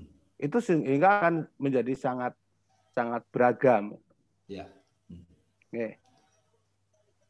Monggo Pak Hendro, saya kira dari saya itu. Terima kasih Pak Dekan. Baik, jadi mungkin saya perlu konfirmasi ke Pak Ade ini kalau kegiatan yang tadi itu rutin ya Pak Ade. Jadi rutin ya. Jadi rutin Pak, terus-terusan. Pasti ada tiap tahun ya. Iya, kalau yang tadi produksi ikan sudah pasti Pak. Apapun program pemerintah ya, kayak sekarang banyak bantuan. Kalau produksi ikan itu pasti berjalan. Saya mungkin tambahi Pak Hendro. Yang kemungkinan rada terbatas kalau di ikan itu adalah tadi yang saya sebutkan patin. Karena patin pemijahannya harus menunggu musim. Ya. Kalau yang lain itu terus-menerus ada. Terus kalau yang lab itu yang berbasis PCR ataupun logam berat. Nah, itu kan biasalah mungkin kita tahu ya, bahan yang terlambat gitu. Nah, itu. Prinsipnya sih dilakukan terus, hanya waktunya saja. Itu kalau yang itu. Oke, baik Pak Ade. Jadi ini mungkin teman-teman yang bagian zoologi ya, atau yang D3 ya, ini yang ini ditugasi sama Pak Dekan untuk membuat rencana pembelajaran magang itu 1 semester Pak Ade. Jadi ini harus tahu poin-poin atau pekerjaan ya atau kegiatan yang ada di tempat Pak Ade. Jadi nanti bisa menyusun rencana pembelajaran magang yang 1 semester. Jadi mungkin nanti dari teman-teman banyak yang tanya lebih dalam lagi atau lebih teknis lagi. Jadi mungkin saya persilakan dulu mungkin dari Pak Sugiarto nih, koordinator program studi D3. Saya persilakan Pak Sugiarto. Terima kasih Pak Indo, Pak Ade, dan terima kasih Pak Ade. Saya Sugiarto, mungkin ini pernah tahun 2017 apa ya, kita bareng Prof. Agus untuk yang menjalin PKS di sana. Iya Pak. Selamat siang. Oke Pak, saya dari ini yang ditugasi untuk mengelola program studi D3 tentang budidaya ikan. Nah ini memang pernah kami dapatkan waktu itu dan kami kemarin untuk merancang satu paket itu untuk budidaya. Nah, dengan bincang santai ini kemungkinan itu yang akan berkembang lebih jauh, karena ternyata tidak hanya pembenihan dan pembesaran, tapi di sana juga ada yang budidaya pakan alami, ya, tadi yang Moina itu, ya. Nah, itu mungkin nanti di sana bisa, ya itu nanti mahasiswa kita tawarkan. Kemudian juga tentang yang nanti berhubungan dengan kesehatan dan parasitikan. Nah, ini yang di lab mungkin Pak Ade, ya. Ya kan, yang di lab mungkin ini karena menyangkut pengamatan bisa ektoparasit, bisa endoparasit, atau juga mungkin yang viral gitu ya, mungkin di perubahan visceralnya, karena termasuk ada untuk pengamatan viralnya nggak Pak Ade di sana, untuk viral, penyakit viral. Oh iya Pak, kalau untuk penyakit viral kan via PCR biasanya Pak. Oh gitu. Nah, itu mungkin karena ada beberapa mahasiswa kami yang ini yang angkatan 2019 magang, nah, sudah ada yang tertarik ke ini karena objeknya termasuk salah satunya adalah ke balai yang di Jogja itu untuk balai karantina yang biasanya kan di lab. Nah, mungkin kalau nanti ada ini informasi baru ya yang di Sukabumi, mungkin jadi tidak perlu ke sana, bisa ke Sukabumi untuk Jadi ada beberapa poin yang kami dapatkan ya, di antara tadi pembenihan itu ada nila, ada lele, kemudian ada ikan mas, kemudian ada parasit, ya, ada penyakit dan pakan alami. Nah, ini mungkin kemudian pakan alami pun mungkin ada yang bisa pembudidayanya, ada cara packingnya atau jadi satu paket atau bagaimana, itu juga perlu kami dalami lagi. Nah, ini yang perlu berarti Pak Indro Nun Sewu, berarti untuk rencana pembuatan RPS-nya nih jadi agak lumayan lagi ini untuk tambahan. Mungkin itu, terima kasih Pak Ade, Pak Indro, Pak Imam. Atur nuwun. Atur nuwun Pak Adi, jadi mungkin nanti disusun dulu, nanti konsultasi sama Pak Ade. Siap. Silakan Pak. Konsultasikan mungkin, sehingga maaf Pak Indro, mungkin juga perlu dibatasi, artinya begini, kategori D3 KKNI-nya level berapa? Jadi level 5 itu. Nah, kemudian nanti habis ini Budian atau ketua bagian itu yang KKNI level berapa, sehingga level 6, kalau S1 level 6, magangnya D3 dibedakan dengan magangnya S1 Pak Indro. Siap. Maturun. Ya, terima kasih Pak Dekan. Saya persilakan Ibu Dian dulu, mungkin Ibu Dian dari S1. Saya persilakan Ibu Dian. Terima kasih. Assalamualaikum warahmatullahi wabarakatuh. Waalaikumsalam warahmatullahi wabarakatuh. Suaranya kurang keras, Bu. Oh ya. Yeah. Oke. Terima kasih Prof. Imam, Pak Hendro, Kang Ade. Ya Bu. Senang sekali ini ada lahan yang sebetulnya kita sudah lama pernah juga berbincang dengan Kang Ade ini.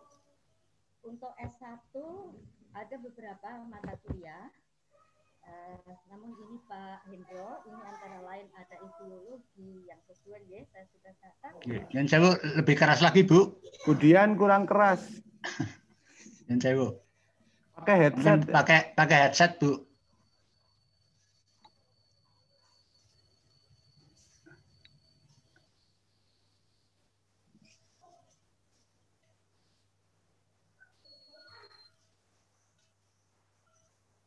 Nyari headset dulu kayaknya. Iya. beli dulu headset. Biasanya juga pakai headset kok itu enggak.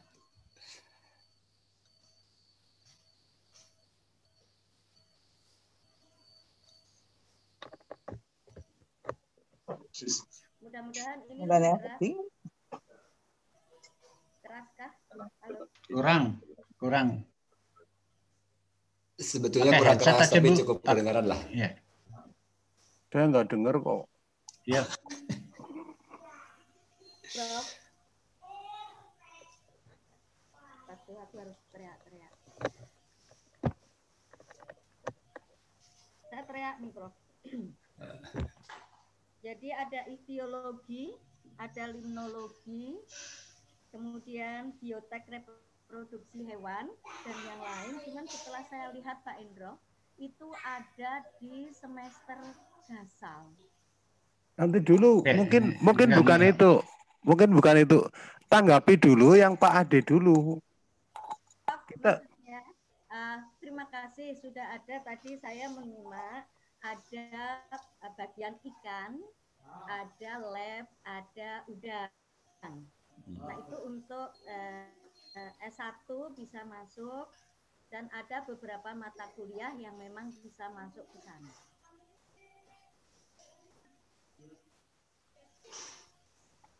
Iya.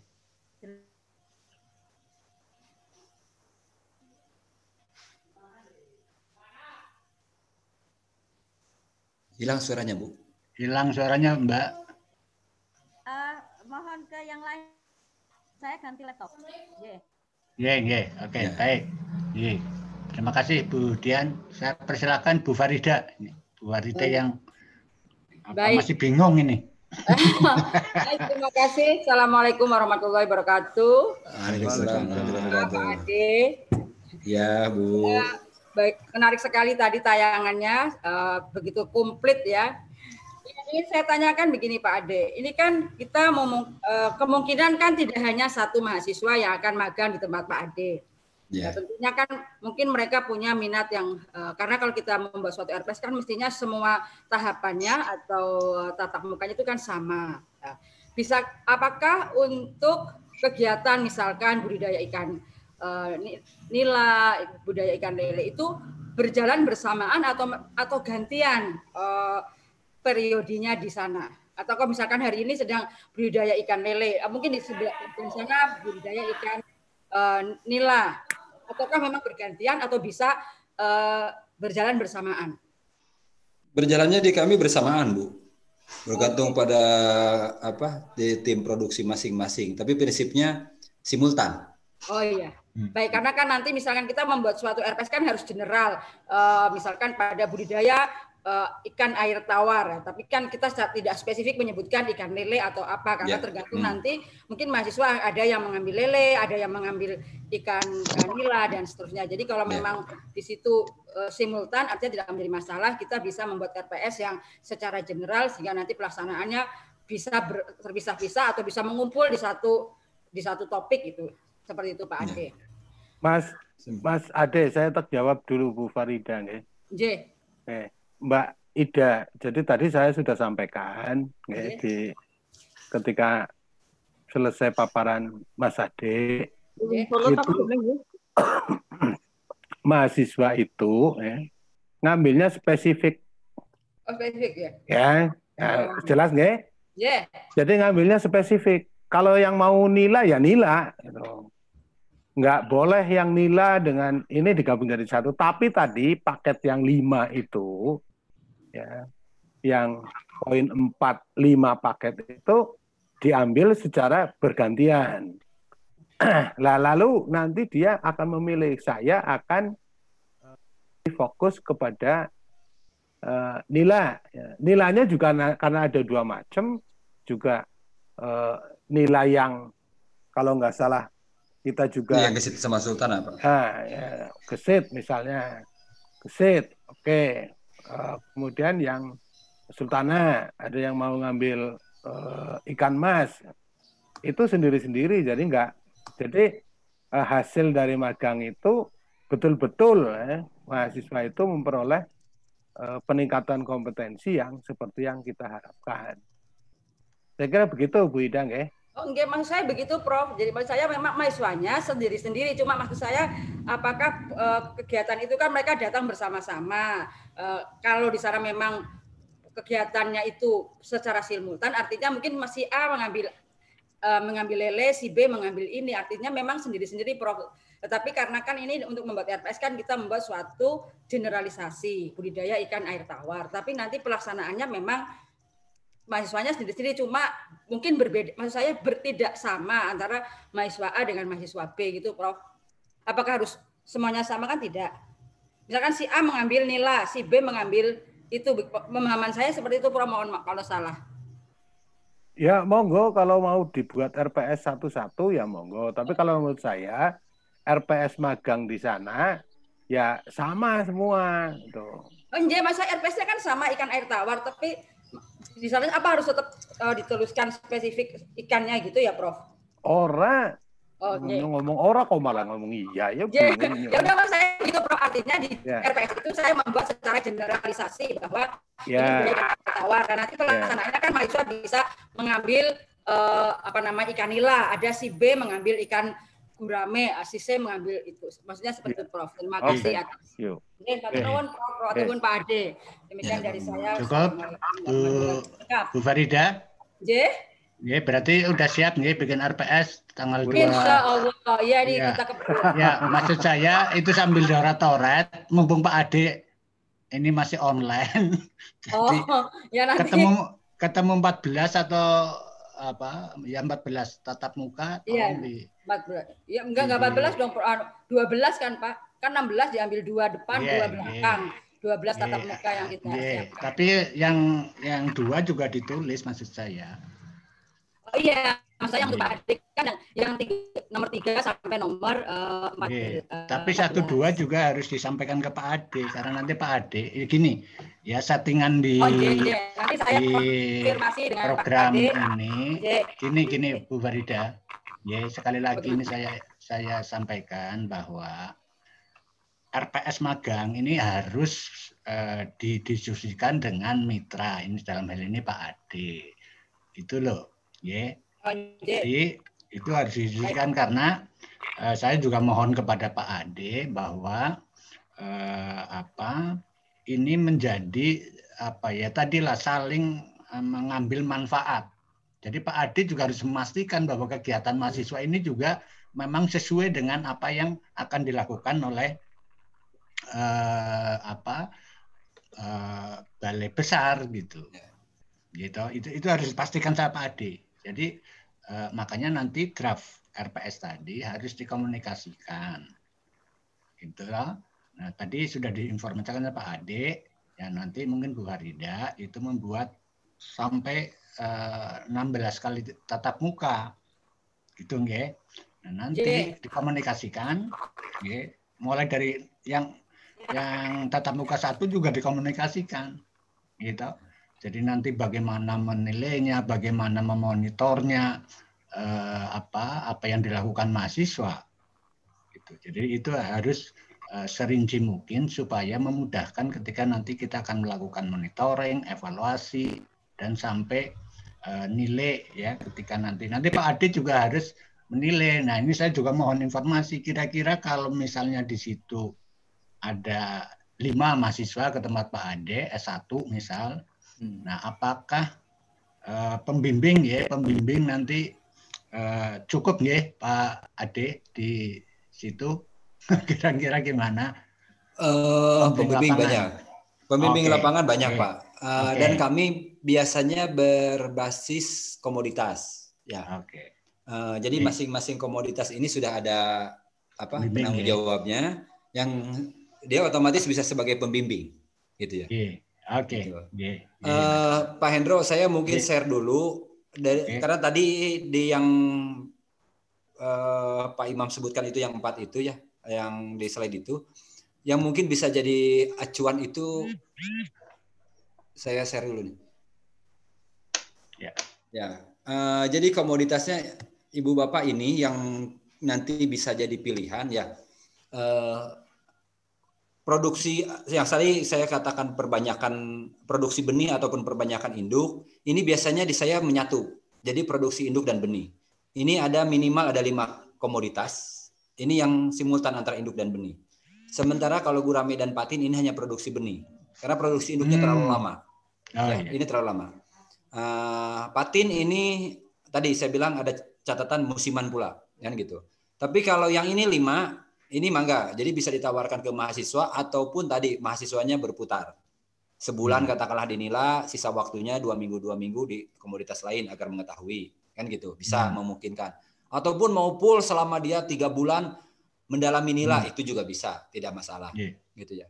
Kemudian ini adalah yang berbasis ikan, kemudian ada produksi pakan mandiri, ada lab. Lab pun sama begitu. Mungkin dia nanti akan full di kesehatan ikan gitu ya. Selama 3 bulan itu bisa, ataupun juga karena dia lebih sukanya di kesehatan ikan, tapi agar bekal ada yang lain gitu ya. Kualitas air misalkan. Jadi 2 bulan mungkin di sini, sebulannya nanti 2 minggu di sini. Gitu. Itu memungkinkan gitu. Kalau mau seperti itu maksud saya gitu. Tapi ini adalah patokannya untuk gitu. Nanti saya share ininya. Jadi mungkin nanti. Oke.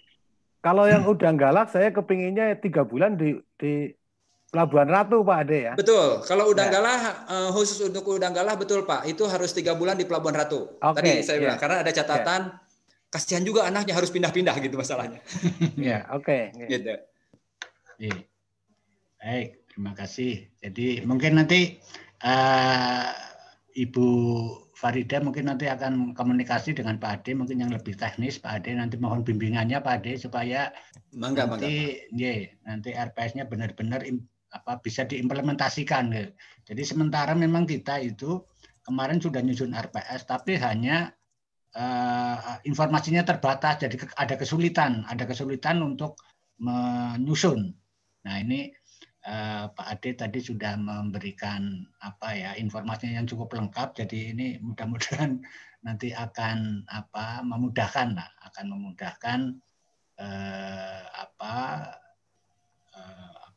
ketua bagian ya untuk bisa menyusun RPS secara lebih jelas, dan yang penting itu harus disetujui oleh mitra. Dari Pak Ade nanti di dokumen kegiatan tadi yang dalam bentuk RPS nanti Pak Ade juga saya minta memverifikasi, memvalidasi sehingga nanti sampai final. Tapi mungkin ini agak cepat nih Pak Ade karena ini kita harus komunikasi sama mahasiswa ini Pak Ade.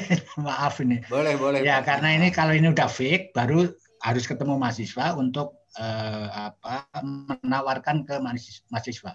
Karena ini program Merdeka Belajar Kampus Merdeka yang magang ini ya itu adalah pilihan Pak Ade. Jadi mahasiswa mau menggunakan haknya atau tidak menggunakan haknya juga nggak masalah. Tapi fakultas program studi itu berkepentingan supaya ada yang ngambil gitu Pak Ade.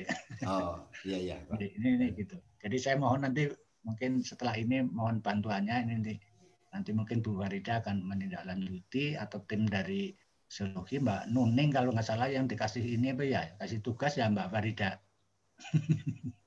Monggo Mbak Nuning mungkin ada yang mau ditanyakan Mbak. Iya, terima kasih. Halo. Ya udah. Iya. Terima kasih. Ya kemarin saya sudah mencoba untuk membuat dengan Bu Farida. Memang kami berpatokan pada profil yang ada di internet gitu. Tapi saya kira hampir mirip. Cuma memang kemarin kami agak kurang jelas mengenai udang galah. Kalau udang galah kan kalau kita nih di bidangnya perikanan berarti nanti ada masukan mata kuliah karsinologi yang ikut masuk ke dalam tim magang ini ya Pak Hendro. Ya pastilah. Ya itu karena udang galah karena memang kami sudah memasukkan. Kemudian yang ingin saya tanyakan untuk udang galah itu apakah dimulai dari pembenihan kemudian seleksi induk sampai dengan pembesaran atau sampai tahapan apa aja itu Pak? Dari semua Bu. Dari mulai pemeliharaan induk, pemijahan, pemeliharaan larva sampai pada pembesaran. Produksi calon induk lagi. Full semuanya. Ya. Kemudian untuk bioteknologi dari reproduksinya, apakah nanti ada beberapa pilihan gitu ya Pak Ade, misalnya kayak zaman dulu kan masih menggunakan yang pemotongan tangkai mata gitu. Apakah ada bioteknologi yang baru yang dimasukkan ke dalam ablasi ya. Ablasi gitu ya.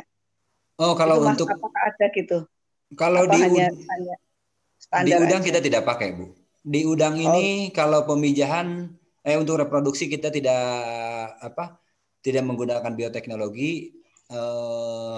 Ada rencana kemarin saya adalah manipulasi lingkungan, tapi ini kayaknya terlalu berat untuk dilakukan di kawan-kawan di Pelabuhan Ratu. Jadi reproduksi kalau induk di udang galah nggak ada. Oh, ini jadi masih ini STEAM standar biasa gitu ya. Standar Pak biasa Ade. saja ya, betul. Kemudian yang kedua tadi kalau parasit kan sudah ada di lab gitu ya. Untuk kondisi lingkungannya bagaimana Pak Ade? Jadi kalau saya tadi lihat kan berarti di lab hanya mengukur beberapa faktor fisika, kimia, kemudian biologi gitu aja ya. Kemudian untuk toksikologinya apakah bisa masuk ke situ juga ya untuk terkait dengan mata kuliah yang berkaitan. Apakah ada toksikologi lingkungannya di situ, Pak Ade? Misalnya tadi dengan adanya pencemaran ataupun ada zat-zat toksik hasil dari misal sisa pakan atau feses gitu, Pak Ade. Kalau yang terkait toksikologi nampaknya insidensial, Bu. Jadi tidak terus-menerus secara kontinu kita lakukan. Bergantung kebutuhan kalau itu. Jadi misalkan pengecekan feses gitu ya. Yang terkait ke lingkungan itu paling sama seperti logam berat. Logam berat itu juga pengukuran tidak dimonitor secara kontinu. Bergantung pada kebutuhan saja. Iya. Beda kalau yang parameter fisika kimia itu kan kontinu kita lakukan. Tapi kalau logam berat itu tidak kontinu kita lakukan. Oh iya. Ya berarti ini ya Pak, berarti tidak kontinu, berarti belum tentu ada gitu ya pada belum saat tentu ada, iya, betul. Di labnya ada itu, di labnya ada dan mampu tadi kan. Betul, ya. Iya. Gitu. Dan sebetulnya untuk logam berat itu biasanya bahan ada terus Pak. Hanya kan begini, karena itu mahal, biasanya kalau ada permintaan untuk mengukur logam berat baru diukur gitu. Jadi begitu prinsipnya. Tapi kan bisa misalnya tadi apa ya? Cemaran apa sih, mikotoksin itu gitu. Bisa diukur apa enggak? Kalau cemaran begitu kan masuknya di residu, Pak. Sama itu juga yang terkait ke residu di lab saya itu adanya di lab residu tuh. Sama seperti hormon. Jadi itu tidak kontinu kami lakukan, tidak terus-menerus gitu kalau itu. Yang kontinu adalah proksimat. Satu Pak Ade, ya, pertanyaan nih. Bisa nggak selain mahasiswa, ya, selain mahasiswa, saya memagangkan dosennya? Bisa, Pak. Bisa kalau itu tergantung ke fakultasnya saja, emang nggak. Jadi kalau ada dosen mau magang gitu ya, mau berapa lama itu bisa, tidak masalah. Karena prinsipnya magang itu kan magang umum ini, Pak. Di luar magang khusus tadi ya. Magang umum ini sebetulnya buat siapa saja. Oke. Kan begini, Mas Ade. Jadi selain mahasiswa harus berkegiatan di luar kampus, lah ini ada tambahan baru nih. Ya. Ada tambahan baru, dosennya juga harus berkegiatan di luar kampus. Sehingga kan kami harus nyari-nyari nih. Ya. Nanti tergantung penunjukannya siapa yang magang 1 atau 2 bulan di Pelabuhan Ratu, siapa yang harus magang di Sukabumi, siapa yang harus magang di Purwodadi, kan begitu. Nah, kalau sudah punya channel 1 gitu kan, bisa memagangkan 4 orang dosen ke 1 yang di Pelabuhan Ratu, yang kalau saya di Pelabuhan Ratu mau kayaknya. Tapi saya magang apa bingung nih. Gitu. Makasih Pak Ade. Iya Pak. Noneng cukup ya? Ngerokok. Terima kasih Pak.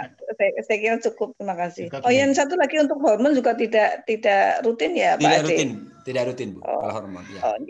Iya. Terima kasih Pak. Iya. Monggo Bu Dian, mungkin suaranya bisa itu ada yang mau disampaikan Bu Dian. Terima kasih. Terima kasih sekali karena kebetulan saya juga pernah ke sana, tahu kondisi di sana, beberapa lab, dan bagian-bagian untuk produksi. Kemudian juga ini mungkin kaitannya dengan sertifikat ya, Kang. Untuk sertifikat itu nanti mudah-mudahan bisa di tiap bagian keluar sertifikatnya. Karena keahlian, mungkin keahlian kalau pembenihan mungkin satu paket ya. Ya. Kemudian mungkin kalau ada lagi di mahasiswa ini masih ada waktu nambah lagi untuk SKPI-nya, mungkinkah bisa mendapatkan sertifikat lagi yang lain? Itu. Terima kasih. Kalau sertifikat biasanya sih memang per komoditas ataupun lab. Jadi kalau misalkan mahasiswa makanya tadi yang sudah ada sekarang itu mahasiswa misalkan dia magang di lab kualitas air katakanlah selama 2 bulan. Terus di sisa waktunya dia ada di penyakit, ada di nutrisi untuk supporting saja. Nah, itu biasanya yang dipakai adalah yang utamanya. Yang kualitas air. Sama kalaupun di komoditas. Jadi kalaupun magangnya lele katakanlah 2 bulan gitu ya. Sisanya adalah untuk di koi, untuk di yang lain, itu biasanya sertifikat hanya ke yang utama saja, 1 gitu. Oke. Pak Adeknya, ya. Itu terkait sertifikat itu yang melalui LSP atau sertifikat seperti apa maksudnya ya? Sertifikatnya enggak, hanya sertifikat dari balai saja. Enggak pakai LSP, dari balai saja. Yang tadi yang sudah dikankan apa? Sertifikasi apa? Kalau yang sudah dikankan itu sertifikasi sistem mutu, Pak. Jadi kalau ada unit yang memang untuk dilihat apa namanya ISO gitu, Pak. Pelaksanaannya dia sudah sistem mutunya sudah sesuai atau tidak. Nah kita sertifikasi. Tapi biasanya ke unit eksternal. Ya. Oke. Berarti belum punya lisensi untuk LSP gitu ya Pak Ade? LSP tidak. Karena LSP kebetulan adanya di eselon 1 lain, Pak. Oh, gitu ya. Birokrasi kalau itu. Sebagai tempat juga bukan ya? Sebagai tempat juga bukan. Oh iya. Gitu. Adanya di mana, Mas Ade? Di Balai Diklat Sukamandi, Pak. Oh, di Dia Sukamandi? Iya. Yang Sukamandi itu kan ada yang riset, sebelahnya ada Badan Diklat. Nah, di Badan Diklat ini ada lembaga sertifikasi profesi LSP kan. Nah, jadi LSP itu adanya di situ. Hanya kalau di situ ya gitu Pak, mungkin seminggu atau 2 minggu gitu. Memang training, latihan gitu. Yang tadi saya bilang mungkin lelenya sekali. Ya, artinya kan bisa setelah magang di Mas Ade, ya, mahasiswa saya kirim untuk mendapatkan LSP di Sukamandi, mungkin enggak? Memungkinkan. Itu kan 2 hal yang berbeda sebetulnya kan. Iya. 2 hal yang berbeda. Memungkinkan saja, silakan. Ya. Karena kami juga dituntut, ya, apakah meluluskan mahasiswa yang mempunyai sertifikasi profesi. Termasuk di dalamnya adalah dosen. Jumlah dosen yang mempunyai sertifikat profesi yang diakui dunia industri. Itu iya Pak. Yang ruwet sekali, ya, sehingga pantas saja Pak Hendro nggak bisa tidur. Gitu. Itu seperti itu. Jadi saya terima kasih dapat informasi tambahan. Oke. Baik. Iya, matur nuwun Pak Dekan. Bu Farida, ada lagi Bu Farida? Mana nih? Cukup. Budian tadi Pak. Nggih. Tadi itu Budian cukup ya, Bu Dian? Yes, terima kasih cukup. Cukup, baik. Mungkin dari D3 pagi ada yang mau ditanyakan lagi? Mungkin tambahan sedikit Pak Indro, sedikit. Assalamualaikum warahmatullahi wabarakatuh. Terima kasih atas kesempatan yang kedua ini. Pak Ade, untuk mahasiswa kami kalau ke sana, ini kalau yang beberapa tahun yang lalu kan tidak ada mes yang di dalam Nah, ini apakah ada lingkungan di sana untuk itu? Kemudian, nah selain itu untuk untuk kita beristilahnya berdomisili ya di sana sementara waktu itu. Kemudian untuk yang ini, untuk yang parasit tadi, parasit ikan. Nah, apakah ini selalu ada kegiatan itu atau insidental sifatnya? Karena mungkin kan pengamatan parasit atau penyakit ikan ini kan kadang ada wabah atau tidak gitu kan. Nah, ini kalau untuk pengamatan ini apakah apakah selalu ada atau insidental? Karena mungkin gitu kan ya, kita dapat induk baru dari satu tempat yang lain, perlukah diamati atau tidak gitu untuk anak. Mungkin itu aja Pak Ade. Terima kasih.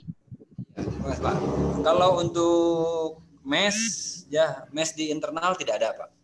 Mes di internal itu di Sukabumi tidak disediakan, tapi sama seperti tahun-tahun sebelumnya, biasanya kawan-kawan mahasiswa ataupun peserta magang lah gitu ya, itu di sekeliling kantor, di rumah penduduk ngekos lah gitu ya. Itu masih ada. Untuk di Pelabuhan Ratu kapasitas 3 orang masih ada, bisa di dalam, tapi kapasitas 3 orang cuma gitu ya. Sisanya lebih dari itu harus di luar tuh gitu ya, kalau yang di Pelabuhan Ratu. Jadi seperti itu kalau untuk cerita penginapan. Setahu saya mes belum ada rencana lagi ke depan pun untuk ada mes. Jadi terpaksa mahasiswa itu harus di luar. Kemudian kalau untuk penyakit ikan, kalau parasit continue. Parasit itu kasarnya sih bisa anytime. Kalau parasit. Paling bakteri. Kalau bakteri itu biasanya sering tapi tidak terjadwal continue seperti parasit. Gitu. Kalau bakteri. Kalau bakteri sih sering dilakukan gitu ya. Jadi kalau mahasiswa magang sebulan saja pasti dapat bakteri. Maksud saya pekerjaan untuk bakteri gitu ya. Tapi dia tidak terjadwal sama seperti parasit. Kalau parasit itu setiap minggu pasti dilakukan kalau parasit.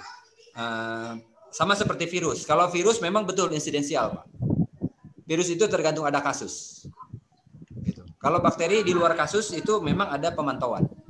Gitu. Hanya saya tidak tahu jadwalnya. Setahu saya tidak terjadwal dengan baik kalau bakteri. Kalau parasit sih terus, Pak. Bisa kapan saja. Oke, terima kasih informasinya Pak Ade. Iya. Untuk saya sampaikan ke mahasiswa. Iya, betul. Itu Pak Indro. Terima kasih Pak Tiarto. Iya, terima kasih. Mungkin Bapak Ibu yang lain saya persilakan. Saya boleh bertanya Pak Endro? Monggo. Budiana nong nggih? Nggih. Nggih, monggo. Assalamualaikum warahmatullahi wabarakatuh. Sugeng siang Bapak dan Ibu sekalian. Selamat bertemu kembali Pak Ade. Ya, Bu. Saya mau bertanya tentang pakan alami. Dulu saya beberapa kali datang ke Balai Besar, waktu itu ada Pak Rudi yang menangani tentang Dapnia. Kemudian saya juga membawa kultur Dapnianya baik secara masih segar dan yang sudah dibekukan. Kemudian kami juga pernah mengembangkan dengan cara membiakkan kultur yang sudah dibekukan itu di kolam greenhouse. Waktu itu saya membawa beberapa balok es yang sudah berisi epipia. Nah, apakah sekarang juga masih tersedia untuk kultur Dapnia, kemudian untuk fitoplanktonnya, seperti dulu saya juga pernah mengambil chlorellanya, apakah masih ada? Ya, Bu. Ya.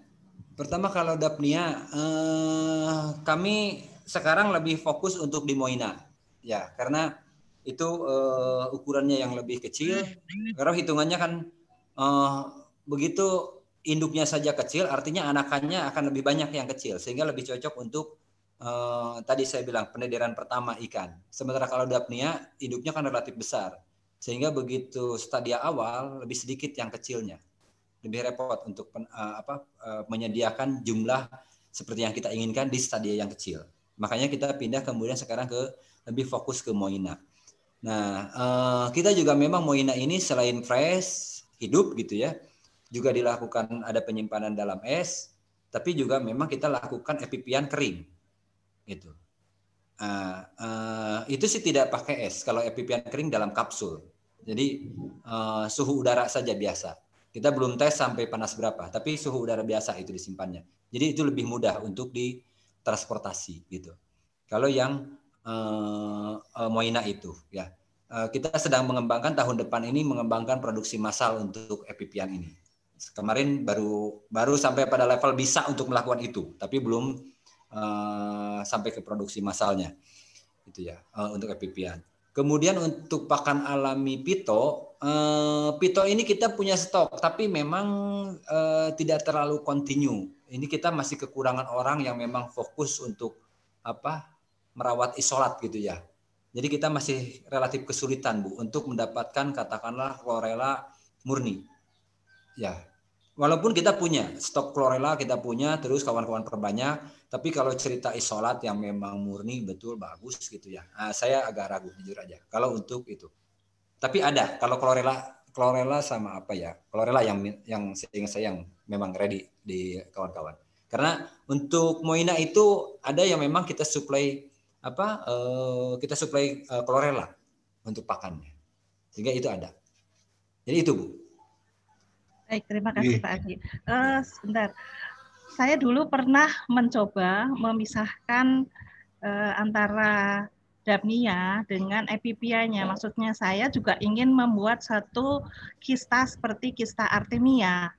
Jadi saya masih waktu itu saya menggunakan freeze drying, freeze drying itu di lab terpadu untuk memisahkan mengeringkan dari epipia itu. Kemudian rencananya saya ingin membuat satu bentuk seperti yang sudah ada itu loh, seperti kista Artemia itu. Tetapi saya masih kesulitan waktu itu. Kalau sekarang berarti sudah ada teknologinya ya? Apa cerita konsultasi dewan? Enggak, Prof. Barangkali kan nanti bisa dilanjutkan. Barangkali ada mahasiswa yang tertarik ke sana. Jadi kan bisa membuat satu produk. Tadi kan sudah saya sampaikan, ya, pakan alami boleh. Yang ada di sana Moina, ya ikuti Moina aja. Iya, tapi sebetulnya Moina sama Dapnia itu hampir sama-sama. Hanya ya, tapi di sana tidak ada, gitu loh. Tidak ada Dapnianya, Bu. Moina ya Dapnia. Tetapi maksudnya bisa diteruskan untuk spesies Moinanya, gitu. Silahkan Bu. Jadi kalau ada mahasiswanya yang berkenan, yang mau berminat gitu ya, ataupun Ibu berminat bagaimana cerita panen epipian, jadi silakan saja magang di Sukabumi. Ya, Bu Diana dikirim magang aja langsung. Mangkat magang, wes. Siap Bro. Yang jelas lebih mudah kalau ini panen epipiannya. Itu aja informasi yang bisa saya sampaikan. Ya, terima kasih Pak Adi, terima kasih. Matur nuwun Pak Hendro. Bu Farida masih ada Bu? Bu Farida tadi lagi internetnya lagi hang itu. Ini sudah. Gitu. Ya belum bisa masuk lagi Pak, tadi WA saya ini. Ini masuk, ini sudah ada nih namanya. Ya cuma lagi wur-wur katanya yang belum bisa. Gitu, baik. Oke, mungkin dari bagian lain Pak Husain ada yang mau disampaikan dari PL? Nggak ada yang nyambung ya? Saya ini kemarin kan saya bicara dengan Bu Farida, jadi terkait dengan MK6KP ya.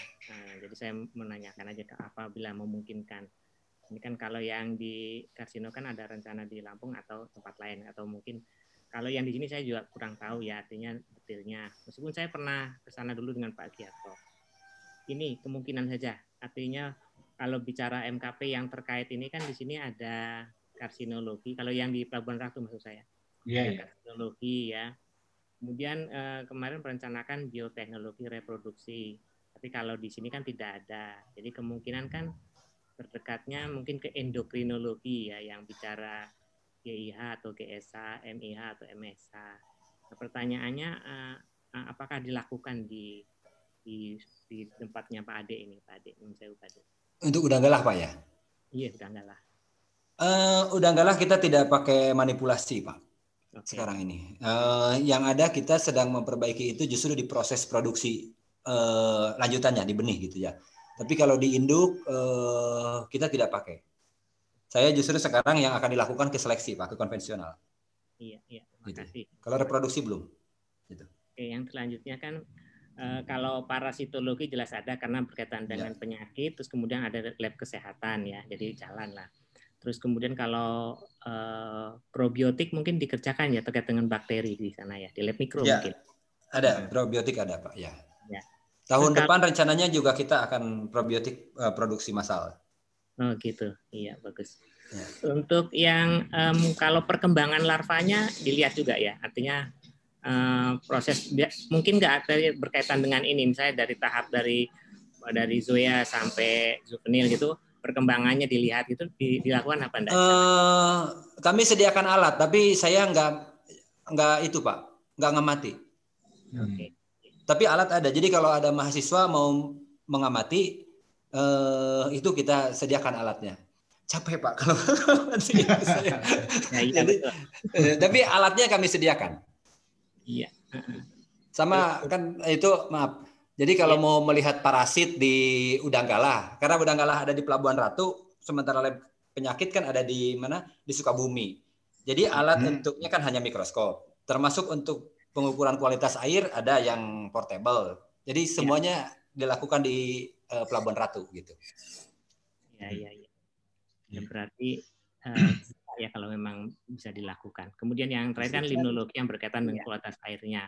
Berarti dari MKP ini berarti satu nih yang belum netes karena tadinya kami pikir ada bioteknologi reproduksi ternyata tidak. Endokrinologi juga mungkin tidak. Terima kasih, mungkin itu yang bisa saya tanyakan. Mungkin hal ini bisa klarifikasi ke tempat lain juga Pak Endro yang di menurut Pak Husen. Baik. Mungkin saya ingin menambahkan sedikit Pak Ade. Jadi tadi Pak Ade ngomong capek ya kalau ngurusi tadi ya, melihat perkembangan larva tadi. Nah, betul, Pak. Maksud saya gini Pak Ade. Jadi gini, artinya kan tadi kita sudah sepakat bahwa kerjasama magang ini adalah saling mengambil manfaat gitu ya, intinya gitu. Jadi nanti Pak Ade boleh juga mengusulkan misalnya nanti ketika diskusi dengan Bu Farida, sebetulnya saya pengen ngerjakan ini, tapi ini tenaganya nggak ada. Nah, siapa tahu kalau mahasiswa dikasih arahan sedikit bisa membantu BPAT. Itu loh. Jadi artinya kita itu benar-benar tidak ingin merepotkan Bali, tapi artinya ada ruang untuk kita menyusun RPS tadi lah, rencana kerja bareng-bareng dan itu dimiliki bersama. Tujuannya tadi bisa mengambil manfaat, mahasiswa juga dapat kompetensinya yang bisa jadi itu menjadi keunggulan dari lulusan bisa D3 bisa S1 gitu Pak Ade. Pak Ade jangan sungkan-sungkan Pak Ade nanti ketika berdiskusi dengan Bu Farida kalau memang Pak Ade punya rencana-rencana yaitu dalam hal ini kalau kedatangan mahasiswa itu bermanfaat gitu. Pak Ade merasa di Bali itu ada manfaatnya. Jadi ini sebetulnya untuk keberlanjutan Pak Ade. Jadi datang ke situ kita bukan jadi beban saja, tapi juga Pak Ade boleh berdiskusi dengan Bu Farida lah nanti supaya kita benar-benar bahwa saling mengambil manfaat itu benar-benar terimplementasikan. Saya kira itu Pak Ade. Iya Pak. Saya tanggapi sedikit mungkin Pak. Jadi selama ini sih biasanya memang saya minta mahasiswa untuk amati betul itu. Jadi kalaupun ada pekerjaan-pekerjaan yang tidak bisa saya handle, udah biasa Pak. Ada mahasiswa pasti disuruh mahasiswanya kan gitu ya. Hanya mungkin terkait kalau ya nanti dilihat coba kalau diskusi dengan Ibu Farida apakah itu katakanlah pengamatan stadia itu apakah masuk atau tidak. Kalaupun masuk, setidaknya saya memang siapkan peralatannya ya, infrastrukturnya disiapkan. Nah, tinggal mahasiswa melakukannya gitu. Iya. Tapi ya tadi Pak Ade dengan dilakukan ada data misalnya ada informasi yang sudah dilakukan oleh mahasiswa juga Bali itu juga mendapat manfaat lah maksud saya gitu Pak. Jadi ya saling mengambil manfaat itu intinya. Ya Pak Ade. Jadi saya kira itu yang harus jadi pegangan kita gitu, bahwa ini adalah program bersama, program mencerdaskan generasi muda gitu. Nah, itu sebetulnya yang ingin dibangun. Jadi ada, kalau istilahnya Mas Menteri itu perkawinan massal, tapi bukan main kawin paksa lah gitu. Tapi ini benar-benar saling menguntungkan. Iya, boleh. Semangatnya seperti itu ya Pak Ade. Iya, siap Pak, siap. Ya. Bu Farida atau Bu Yulia ini mungkin kangen sama Pak Ade, Bu Yulia. Bu Yul. Memang kangen nggak karena lama nggak jumpa. Ini putrinya Pak Ade mahasiswa kita kan. Oh iya. Putrinya pendiam banget ya. Oh iya. Tapi lihat Pak Ade sehat itu Alhamdulillah sehat Bu. Pokoknya kalau ada Pak Ade aman lah Mas Hendro mahasiswa kita. Itu satu semester loh Pak Ade ya, satu semester banyak. Dan SKS-nya tinggi, 20 SKS luar biasa. Oh iya. Nanti banyak kami nitipnya banyak banget Pak Ade, karena kan CPL capaian pembelajaran lulusan yang harus dikuasai mahasiswa. Jadi bukan sekedar teknologi yang dimiliki oleh BPT Sukamandi, tapi juga mungkin sikapnya juga kita minta tolong nanti. Karena kan tuntutan ialah lulusan di era sekarang COVID ini kan mempercepat kita ya, di era ketidakpastian seperti ini, di era revolusi industri 4.0 itu. Jadi memang apalagi Pak Hendro bagus tuh katanya kawin massal gitu. Mudah-mudahan bukan kawin paksa. Keren itu, keren istilahnya. Kawin massal ya benar, memang pokoknya dengan industri, dengan biar mahasiswa kita itu tidak tidak kacamata kuda kayaknya. Tapi senang pokoknya Pak Ade minta tolong ini alma mater. Siap Bu, siap. Matur nuwun Bu Yul. Baik. Mungkin masih ada yang ingin disampaikan mungkin dari bagian zoologi atau mungkin dosen-dosen zoologi yang lain, monggo. Saya finalisasi ya Pak Hendro. Jadi setelah kita mendapatkan banyak informasi dari Mas Ade, mohon para penyusun RPS magang itu sekali lagi itu jangan kaku. Gitu. Jangan kaku harus begini. Kalau ternyata di sana nggak ada, atau jangan-jangan nanti nggak berkesesuaian akan repot. Sehingga Bu Farida, Pak Husen, saya harap banget itu fleksibel. Jadi sangat fleksibel dengan apa yang ada di Sukabumi, bukan Sukamandi, Bu Yul. Ini Sukabumi. Ya. Kemudian juga mungkin memanfaatkan komunikasi dengan Mas Ade, bisa dengan by email, nggak apa-apa, draftnya dikirim ke Mas Ade, nanti diperbaiki Mas Ade, deal, oke. Seperti itu Pak Hendro. Oke. Saya kira dari saya itu aja. Terima kasih Mas Ade. Iya, sama-sama Pak Iman. Baik, saya kira kita sudah cukup. Ini sudah hampir jam 3, luar biasa nih Pak Ade, 2 jam Pak Ade waktunya di tengah libur. Enggak masalah Pak, enggak masalah. Saya mohon maaf kalau ada yang kurang berkenan Pak Ade. Dan Bapak Ibu semua, terima kasih atas kehadirannya, khususnya Pak Dekan. Ini Pak Dekan juga nggak pernah libur Pak Ade. Sama bareng-bareng ini. Pokoknya kalau diajak daring langsung join gitu Pak Dekan. Saya kebetulan juga maaf Pak. Kebetulan juga hari-hari ini karena saya punya menteri baru, jadi gitu. Oh iya. Jadi termasuk itu juga. Ya. Jadi libur ini seperti tidak berasa libur, kecuali tempatnya aja karena saya sedang di luar kantor Pak. Tenang saja, nggak masalah Pak. Koordinasinya daring gitu ya Pak Ade. Iya. Luar biasa. Memang kita juga di Kemendikbud sama aja Pak Ade. Kadang-kadang sore, kadang-kadang malam gitu. Iya. Katanya pimpinan unsut kayak gitu, nggak ada pakai jam kerja lagi katanya. Iya, itu Pak. Ya. Oke.